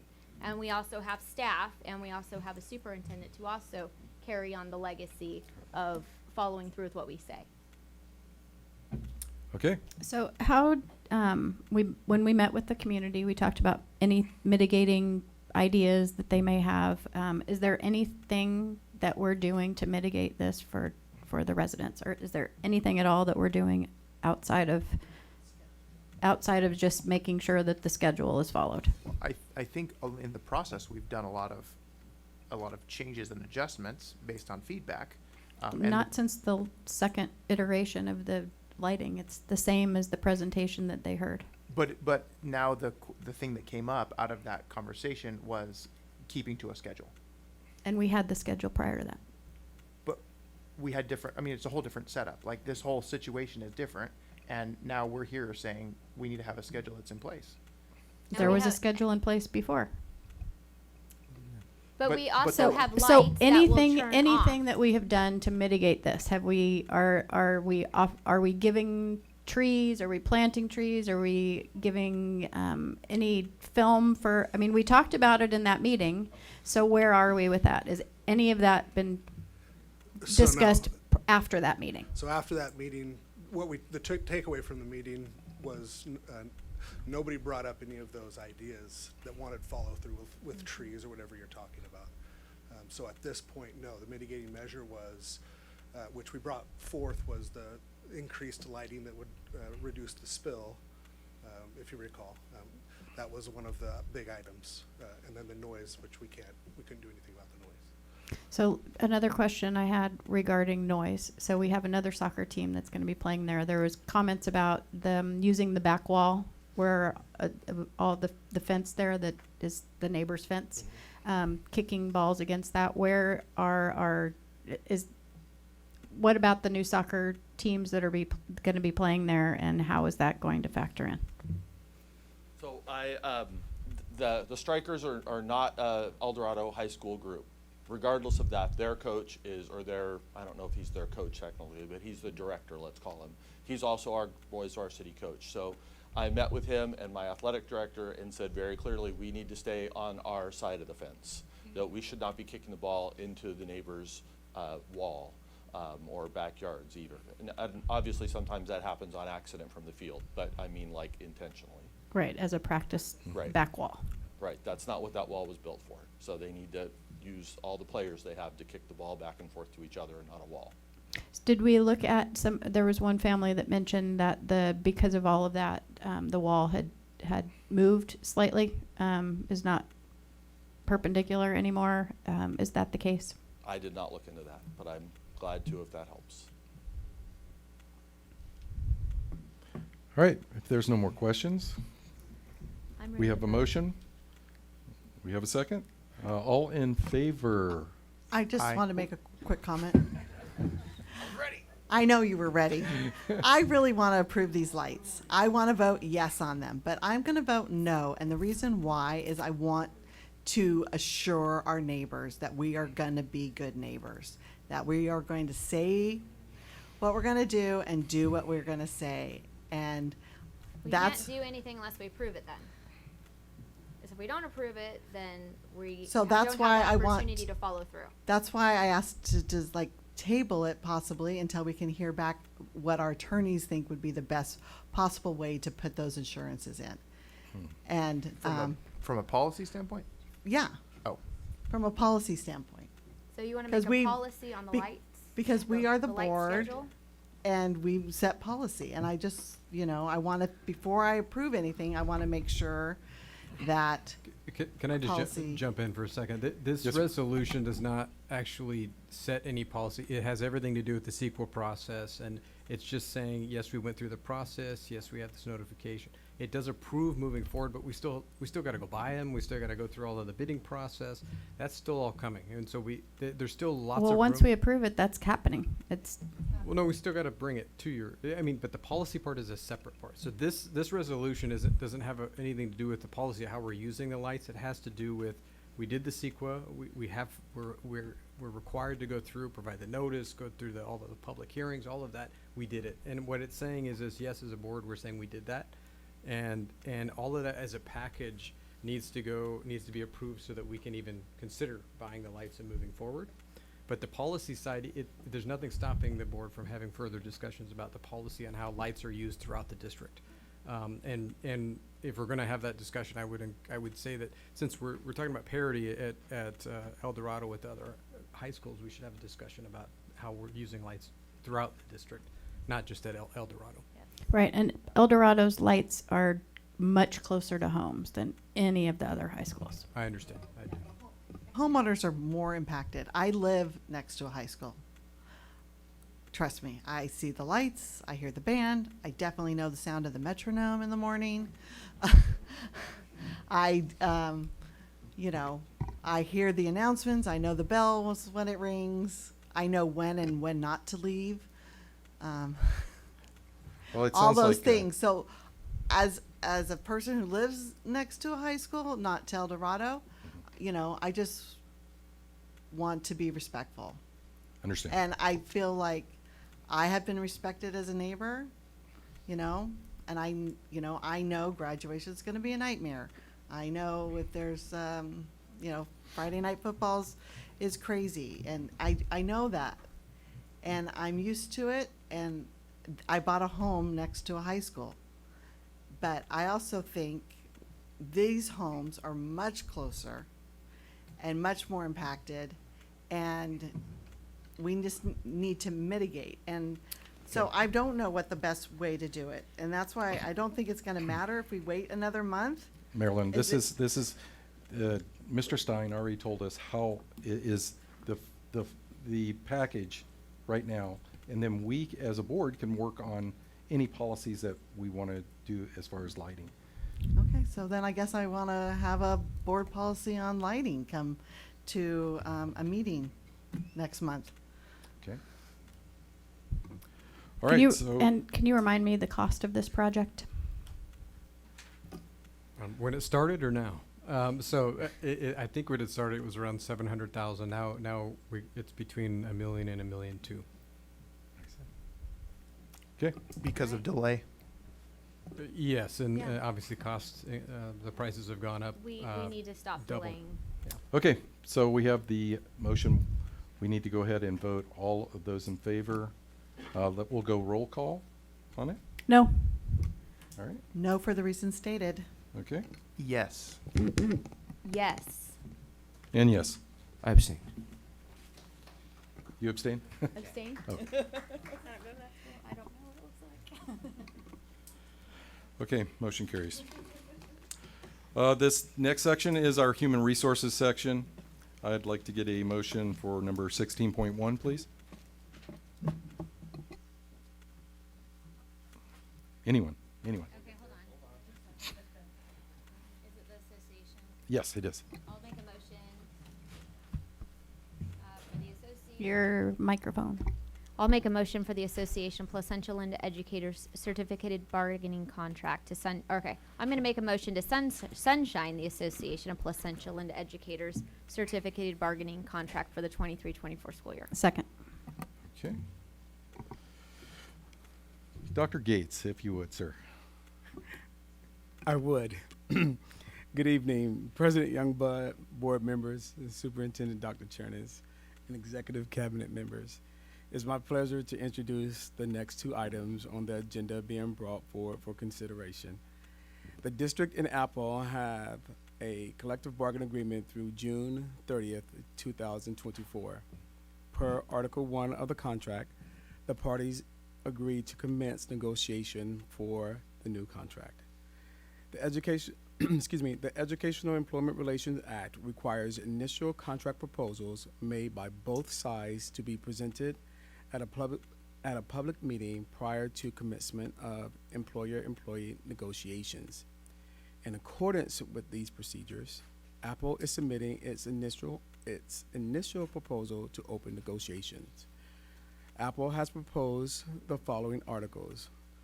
Article 14, wages and benefits to negotiate salaries and benefits and stipends. Article 11, class sizes. And Article 16, professional day. In accordance with these procedures, the district is also submitting its proposal to open negotiations. The district has proposed the following articles. Article 6, rights and privileges of the association. Article 13, evaluation procedures. And Article 14, wages and benefits. The district's initial proposal is represented in the second action item before you tonight. We look forward to working together with Apple and our continued partnership in the service of the students of PYL USD. Comments? Got it? Nothing we hadn't already talked about, so, all right, we'll go ahead and vote. All of those in favor? Aye. Aye. Motion carries 5-0. That brings us to 16.2. May I have a motion, please? I'll make a motion to sunshine to Placentia-Yorba Unified School District certificated bargaining contract for the 23-24 school year. Second. Okay. Dr. Gates?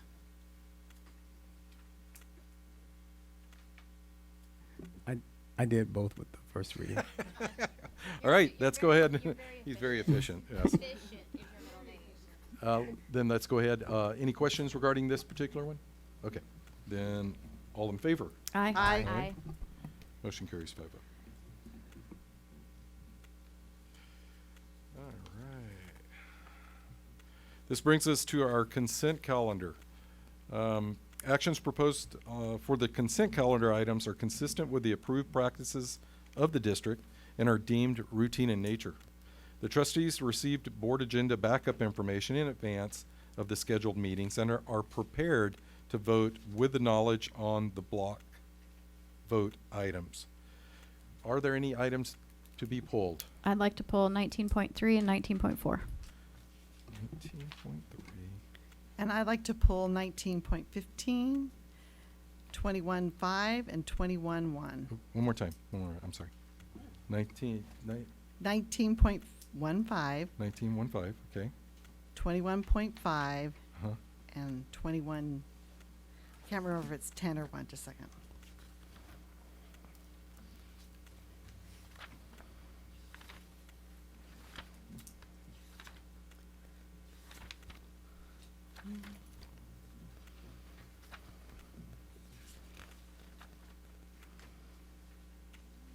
Yeah, 21.1. 21.1. I have nothing to pull. Okay. I have nothing. Okay. All right, so I'll need a motion for the consent calendar excluding the items listed? I'll make a motion to approve the consent calendar excluding the mentioned items. Okay, I'll second. all right. All those in favor? Aye. Aye. All right. Excluding those items, the consent calendar passes 5-0. All right, Ms. Blake. I can combine mine, the 19.3 and 19.4, and I'll make a motion to approve. I'll second. And Todd Frazier. Okay, let's take a look at them. So these are the two items related to our special education aides and having to hire outside consultants because we don't have enough that we're able to hire. So this is a sort of a call out to everybody that may be listening or maybe in our district that we have 123 open positions for special education instructional aides. It's a great job for parents, for college students, for people that want to be educators.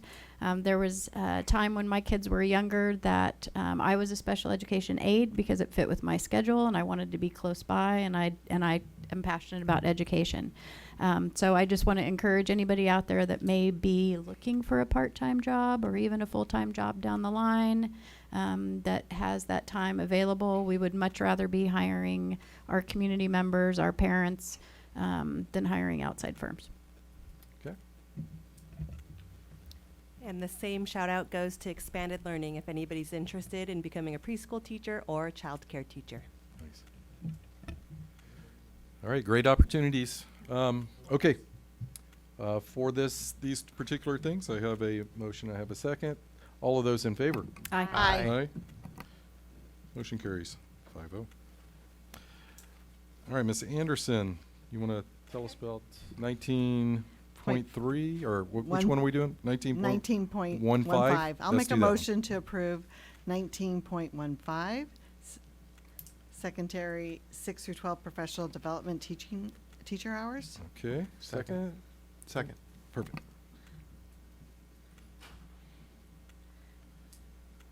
Okay. Okay. Our secondary teachers are getting professional development, and I'm very excited about that.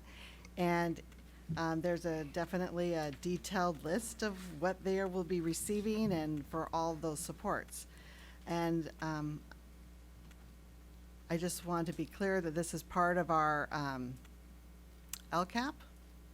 And so I'm very excited to see this come to fruition for our teachers. I might add too that I've noticed in here that it said the development of common pacing guides, which if we're developing them, then it means that the last couple of years when we were told we had them, that we did not. So I'm very excited to see this. Agreed. Did we have them or have we been developing them? Thank you for noticing that. So a few things, I'll speak to the pacing guides and then to the LCAP comment. So at the elementary levels, we do have pacing guides.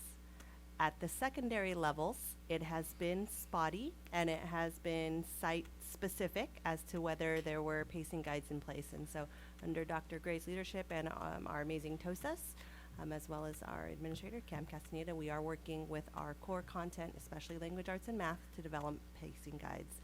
We're beginning with the middle school level this year, and then we will be turning our attention to high school as soon as those are developed. And I appreciate you. You've sat here for 3 years listening to me rant about pacing guides. So I appreciate the development of them at 6 through 12. Thank you.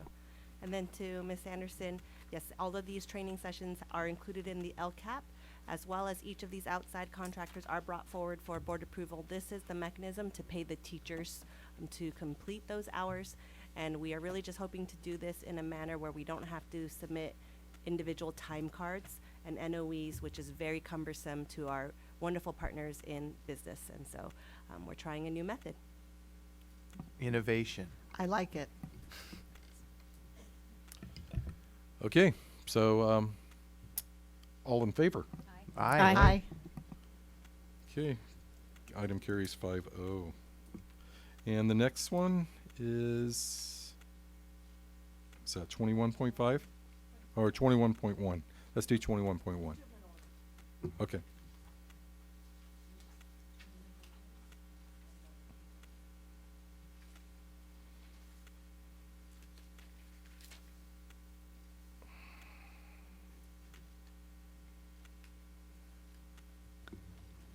I'd like to make a motion to approve the retainer agreement with Harbottle Law and Group. Second. All right. Okay, I pulled it because I wanted to be clear.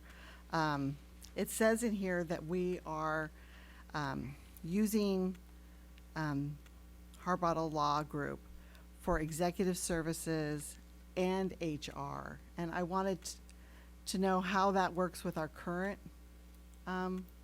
attorney and what executive services will Harbottle be taking over. It depends. Sometimes it's personnel related. Sometimes it's, for example, policy related. So we've been using Harbottle for a long time for special ed. And so now we're starting to use them a little bit more in pupil services. We have different needs, and we're happy with their work. And this is a not to exceed number, right? Yes. Yeah. And they're very reasonable in their cost, and I think the partner rate is, lower than what we see on. So it's. Can you say what executive services they will provide and what OAH will provide for executive services? So if it's student related, Harbottle is going to take care of it. If it's not, like policy, procedure, executive, we're still using I think we're using OAH. both. It's staff discretion. This is to because the prior contract with them, we were only using them for special ed, and now we're starting to use them more. But there's no black and white. We only use OHH for this, or we only use Harbottle for this. Okay, and then since it's executive services, are we going to have, like right now, we have the privilege of contacting David Huff to ask clarifying questions. Are we still going to have that privilege with Harbottle if it's a Harbottle issue that's being dealt with? That if they're dealing with that issue? I guess that's up to the board to decide. The board has discretion to contact council. If the board wants to make rules around contacting council and how and when, you can do that. But So at this point, it's still an option for Harbottle. They're okay with that? I haven't asked them if they're okay with it, but I don't see there's nothing prohibiting you from calling Harbottle if you have a legal issue, I suppose, related to, or you want to talk to this firm about a case they're working on. Just let me know. I think we can set that up. Okay, thank you. Okay, so all of those in favor for 21.1? Aye. Aye. Aye. Item carries 5-0. 21.5? Yes. Okay. Like to make a motion to approve the HR report minus page 5 of where it lists Bernardo-Yorba Middle School PD and PLC and collaboration funds.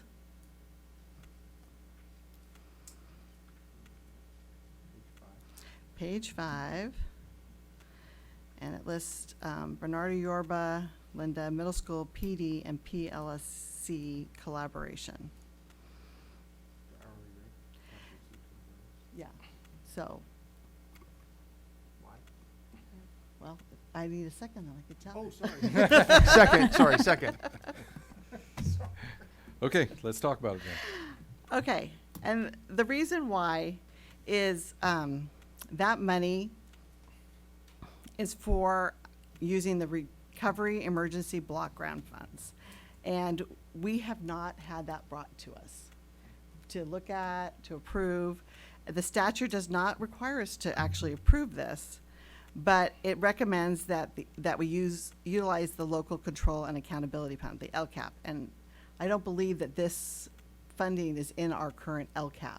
And it gives this school $57,000 to use for additional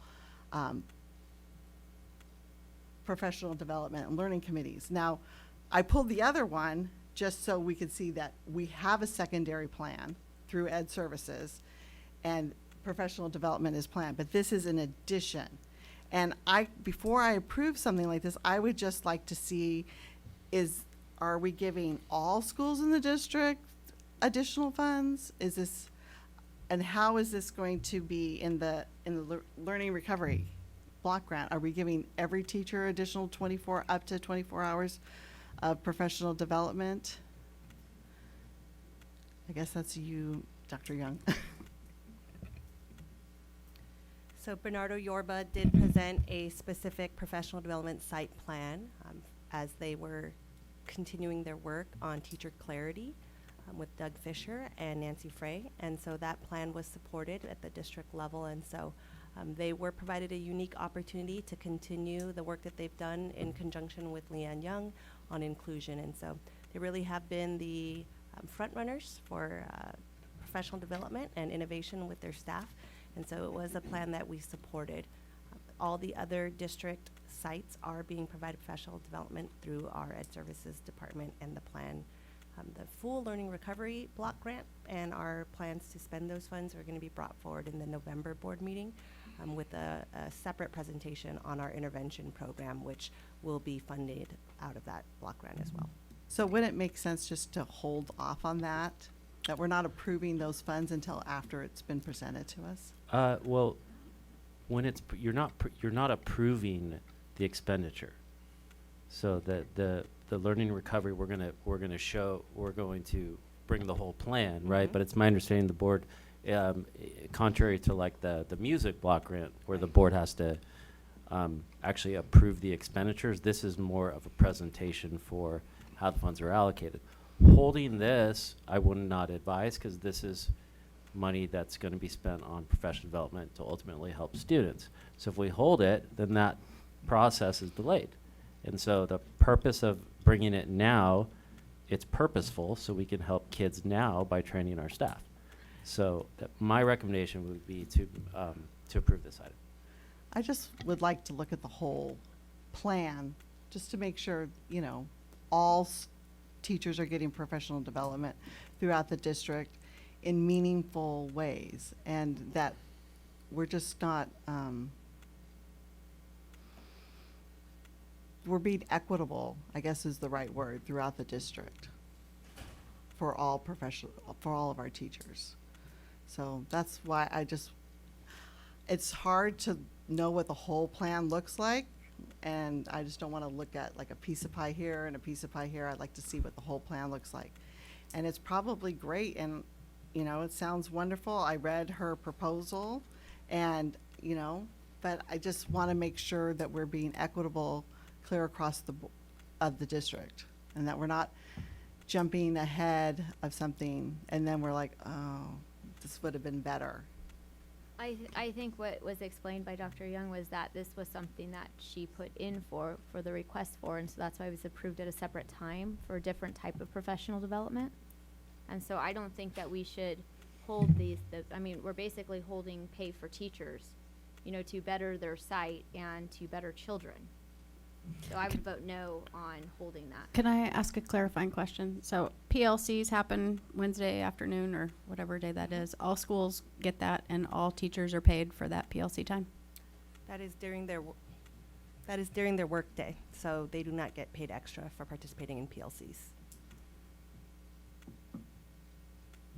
But they get additional pay for going to professional development? Correct, outside of the work day. And that's what this PD plan is for Bernardo-Yorba. So it's a professional development outside of the work day. It's a great use of money. It's teachers willing to work outside of their work day to get better at their craft to help kids. And other teachers at other schools also have the opportunity to get professional development. We have a lot of, every school's different. Any principal that wants to put together a proposal, we have after school interventions they're crafting that look different at all sites where we're paying teachers after school. So this is a unique opportunity that was brought forward that I support, and it's brought forward for your approval. Wouldn't it be also something to note that all of our school sites are all different and the needs are different? So to see different needs and to see different types of training come across instead of having one uniform thing, that is actually what's good for kids? Yes, absolutely. Our sites have the discretion to provide additional professional development for their sites. We, as a department, provide the endorsed and vetted professional development that we believe all teachers should have the opportunity to take part in, but sites do have the discretion to offer additional PD to suit their sites and students' needs. And then how do those principals pay for that? Out of their site funds, that professional development, or do they come back and ask for In this case, it's out of the Learning Recovery Grant. Right. So I just want to make sure that all principals were offered this. Again, they're very different. Some sites would use Title I potentially money, Yeah. categorical funds. In this case, this site is, doesn't have that opportunity, so this is our recommendation. Yeah. Were other sites that don't have Title I funds offered this opportunity to apply, to put together a professional development plan and submit it to the district? I think that was answered. So essentially, Mrs. Young, is that, uh, Dr. Young, sorry, is that true? That they were all school sites? I just want to make sure we're clear that we're talking about the same thing.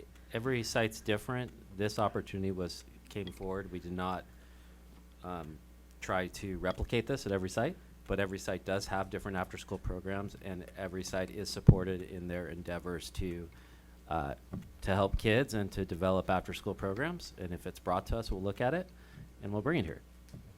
Okay, thank you. Okay, any more questions? All right, so is the vote to approve this? the vote is to approve 21.5. I'm Oh, sorry, what? that would Wait, be amendment. She made the motion that way. I made the motion. Without. So you want to approve it without page 5? No, with just that one line from page 5. So you want to approve it without funds to Bernardo-Yorba teachers? Correct. Okay. Until we can look at the whole emergency recovery fund. Can I make a substitute motion? Yeah, do it. Can I make a substitute we don't make a substitute motion We into can the make a motion? substitute motion, yes. to approve 21.5 as is, or 21 point, yeah. I'll 21.5. second. If you have one. We got one she motion would have already to. on. I think she would have to have to amend it. That I Yeah. would have to amend it. So board member Anderson, I believe, has a motion to approve the item absent the funding for Bernardo. So that would need a second and a vote. Correct. Which I did second. He seconded. Right. Okay, so He that would second. need a vote to approve this item without funding for Bernardo. Correct. And if we, And if And we, if we made a substitute motion to approve After the we whole- do that vote, Yeah. there's an opportunity for an additional motion. Yeah. okay, all right, I withdraw my substitute motion. okay. Whatever. Okay, so the motion, as it stands now, 21.5, all in favor? Is that a- Aye. So there's one aye, no. no, No. no, Absolutely not. all right, and a no for me as well. Okay, is this where the substitute motion comes in? I think you just make another motion. Just Make a another motion to approve 21.5 as is. Got it. Second. Guys are making my hand cramp. Use your computer. What is that? Okay, so 21.5 as is. Motion stands. All in favor? Aye. Aye. Aye. Aye. All right. Motion carries 5-0. Ooh, that was like pulling teeth. That was it. Correct. Okay, next brings us to our superintendent's report. Dr. Chernis? Thank you, President Youngblood, members of the school board. Good evening. We are excited to share that our 2023 Advanced Placement International Baccalaureate and Cambridge ACE program test scores are in, and our students shine bright. Here are some key highlights from each program. First, the number of AP exams taken by our students this year increased by 6.67%, and the pass rate increased by 2% from 2022 to 2023.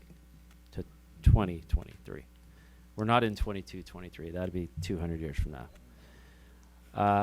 We increased the number of chemistry, computer science principals, and literature exams taken while maintaining the previous year's pass rate. We also increased the number of environmental science, statistics, and United States history exams taken while increasing the pass rate compared to the previous year. Next, our IB program class of 2023 at Valencia High included 63 diploma winners, marking the most in Orange County this year and for the past 7+ years. That's incredible. Notably, 13 out of 19 IB exams scored higher than the world average. We increased the number of IB economics exams given by 24% and beat the world average. Our students' scores also beat the world average in computer science, psychology, biology, and history. And lastly, in our Cambridge ACE program, we increased the number of 10th through 12th grade students taking an exam by 70%. We also increased the number of exams given by 122% and increased the pass rate by 9%. Impressively, students earned a 100% pass rate in economics and Spanish and increased the number of English language exams given by 45% while increasing the pass rate by 7%.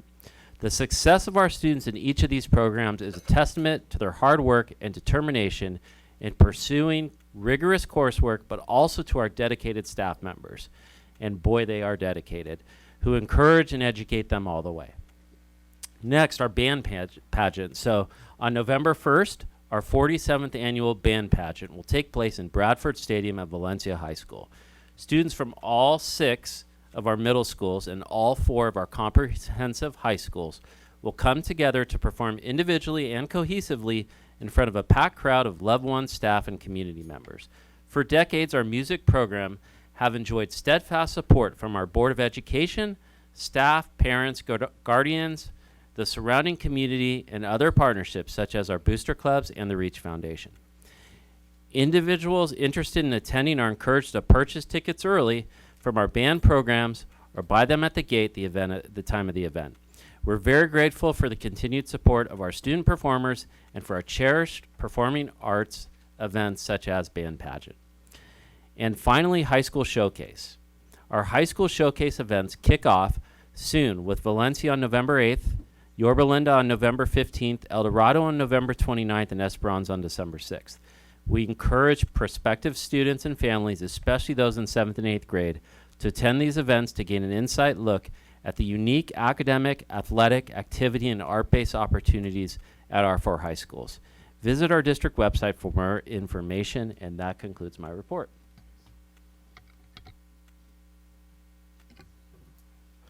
Wow.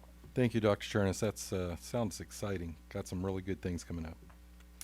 That brings us to our board report.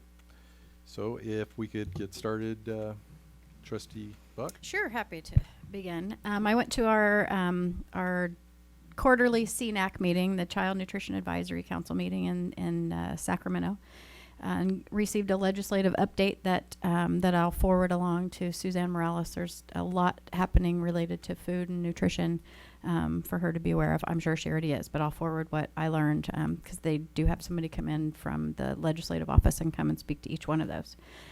We worked in our groups on the 3 recommendations we're giving to the state superintendent. Notably, AB 348 is a time in the seat at lunch, and CNAC had been working on recommendations prior to that bill being submitted, and so we were able to provide information on that and give input on that bill. CNAC is looking for a high school student to be on their advisory council for next year. We previously have had a student that sat on that council, and even I talked to her about it when I was applying for that position. She loved it, so I highly recommend any of our students out there that may be interested in nutrition to apply for that. More information and the minutes from our CNAC meeting are on the CDE website on the CNAC page. North Orange County ROP at our meeting last month and we'll be finalizing tomorrow night. We completed our superintendent evaluation and set goals for this year. And so it's time for us to start planning that. So what I would like to do for an agenda item for our November meeting for closed session is to start discussing our own superintendent's evaluation and start to plan for that for the upcoming summer, so that we have all those goals and objectives and things in place ready to go. And I'm looking forward to the high school showcases that were mentioned, the band pageant, Heritage Days parade that is coming up as well, and the Women in Industry Night on October 18th. And that's it for me. Thank you. Good evening, everybody. First, I would like to make a huge shout out and a thank you to our new duty supervisor at Rio Vista employee, Valerie Hibbard. She noticed a kindergarten student choking and administered the Heimlich maneuver and dislodged the obstacle. And I was just so grateful for her for being present and noticing these things and taking swift action. Also, I'd like to congratulate Michelle DeHaven, our head nurse, for recognition for her hard work preventing child abuse. She and her board of the Orange County Child Abuse Prevention Council were presented with the 2023 Shining Light Award. So, great job, Michelle. Also, what I attended the Bell Frost seminar on 9/20, and this was kind of to go over legislations that have been passed and not. We discussed mental health, AB 1699, which gives first priority to existing employees through someone else, termination of superintendents and assistant supes, SB 494 and SB 175, hiring retired certificated staff to, those rules have been changed where they used to have to wait and now they can be hired. And we also discussed upcoming issues that are going to be addressed in the legislative process, teacher and staff recruitment, Prop 28. There's a lot of questions about like when money is coming and the whole support but not supplant issue. And I'm hoping that our state will clarify some of that. Also, our chronic absentee problem and stuff like that. I also was able to attend the State of the City of Placentia with many of my fellow board members. And it was great to hear about how Placentia is making strides in parks, housing, roads, infrastructure, and financial security. So as a resident of Placentia, I really like the financial security part. I'm requesting that math be placed on the next agenda so staff can continue to receive direction from the board. Also, lastly, well, I also asked earlier that we could put a board policy on lighting. Lastly, this month is Breast Cancer Awareness Month. And as a very recent survivor of breast cancer, I would like to encourage all women to follow the directions of their doctor to be screened regularly for breast cancer through physical examinations and mammograms. Because of these routine checkups, my cancer was detected early and quickly taken care of, and my doctors have now claimed me cancer-free. But I'm still having unfortunately, I'm still having surgical complications, but it's not cancer related, it's surgical. To help bring awareness, I've given the entire board and the executive staff pink ribbons, and I have a few left over. If anybody would like to proudly wear the breast cancer ribbon, I'd be happy to give them to you. So that is the end of my board report. All right, well, thank you for all of you that hung around for this exciting evening. There's been a lot going on around the district, which is good. The state of the city. I'm excited about what's happening at Tri-City Park. That building that they're going to put up there is going to be pretty exciting. Yeah, the senior center. It looks like there's a lot of cool stuff. That was phenomenal, and I have been attending a lot of girls flag football. And if you have not been to girls flag football, you got to go check it out. There's only a few games left. We do have one of our schools that's ranked nationally, so Actually, no, we have 2 schools that are ranked nationally now. So go check it out. It's a lot of fun, and I encourage anybody who's thinking about flag football that they should get their children involved because it's fantastic. And yeah, I feel like it's a lot later than it is. Thank you for being here. I'm going to make this short as well. Attended the State of the City. I've attended a lot of football, a lot of water polo games. I've attended some flag football games. I was able to view a soccer game from afar while I was waiting for something else. And so been busy doing that. It just seems like it's been a really busy month. We have State of the City for Yorba Linda next week.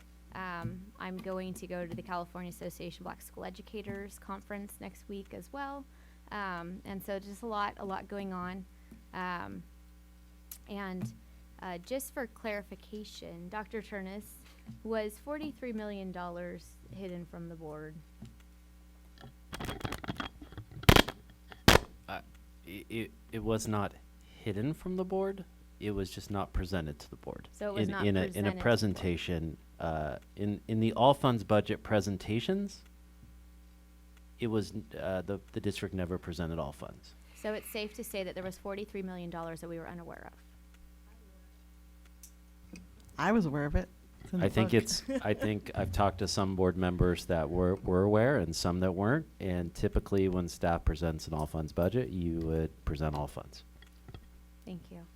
And so, further on, as we get towards the winter sports, I guess we should say, the wrestling and basketball, and whatever that entails, I'm really excited to be going out to those things. I've seen the girls' water polo team starting to jump in the pool, get ready for their season. Basketball starting up, wrestling, been seeing some wrestlers running around, a lot of these tournaments going on.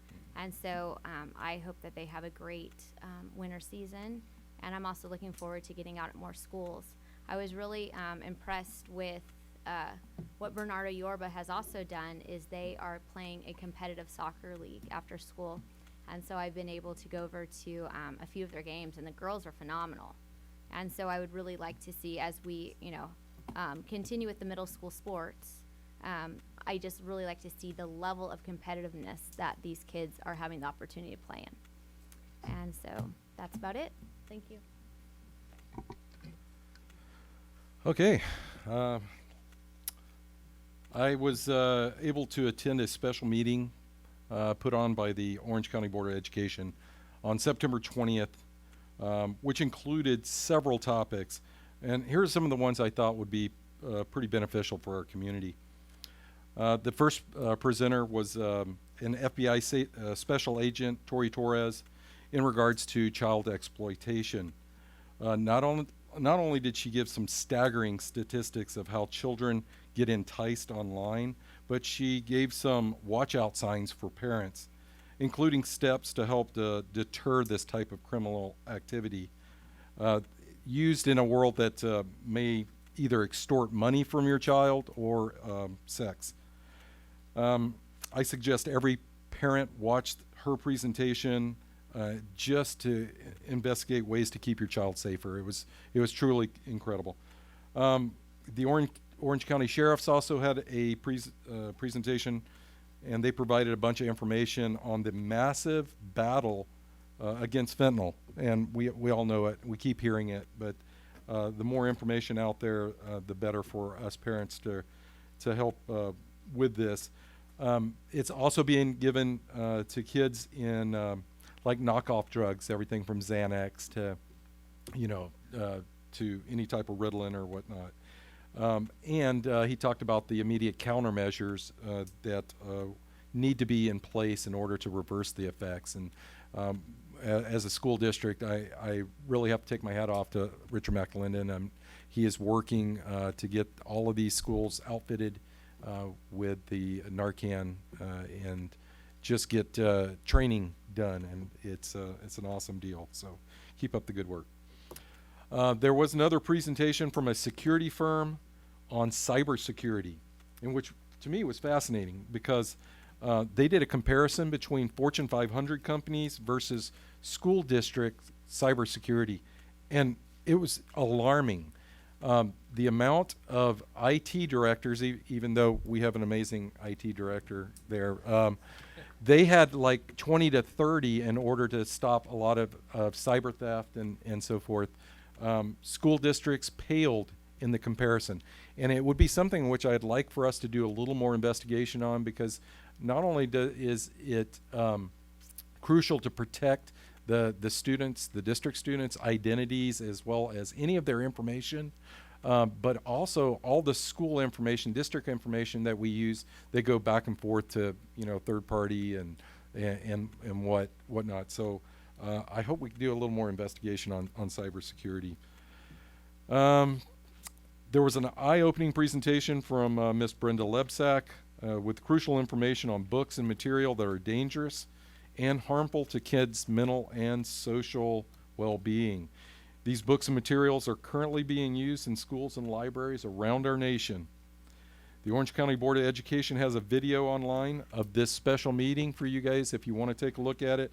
It is November 20th, 2023, and I encourage parents to take a look at it and gather. Oh, I'm sorry, did I say it was a September, there we go, because we're not in, I know, I'm a month ahead. Okay, so that concludes my board report. I pray everybody has a safe remainder of your month. All right, that leads us to our last portion, adjournment. May I have a motion, please? I'll make a motion to adjourn. Second. All right. All in favor? Aye. Aye. All right. We are adjourned at 9:52.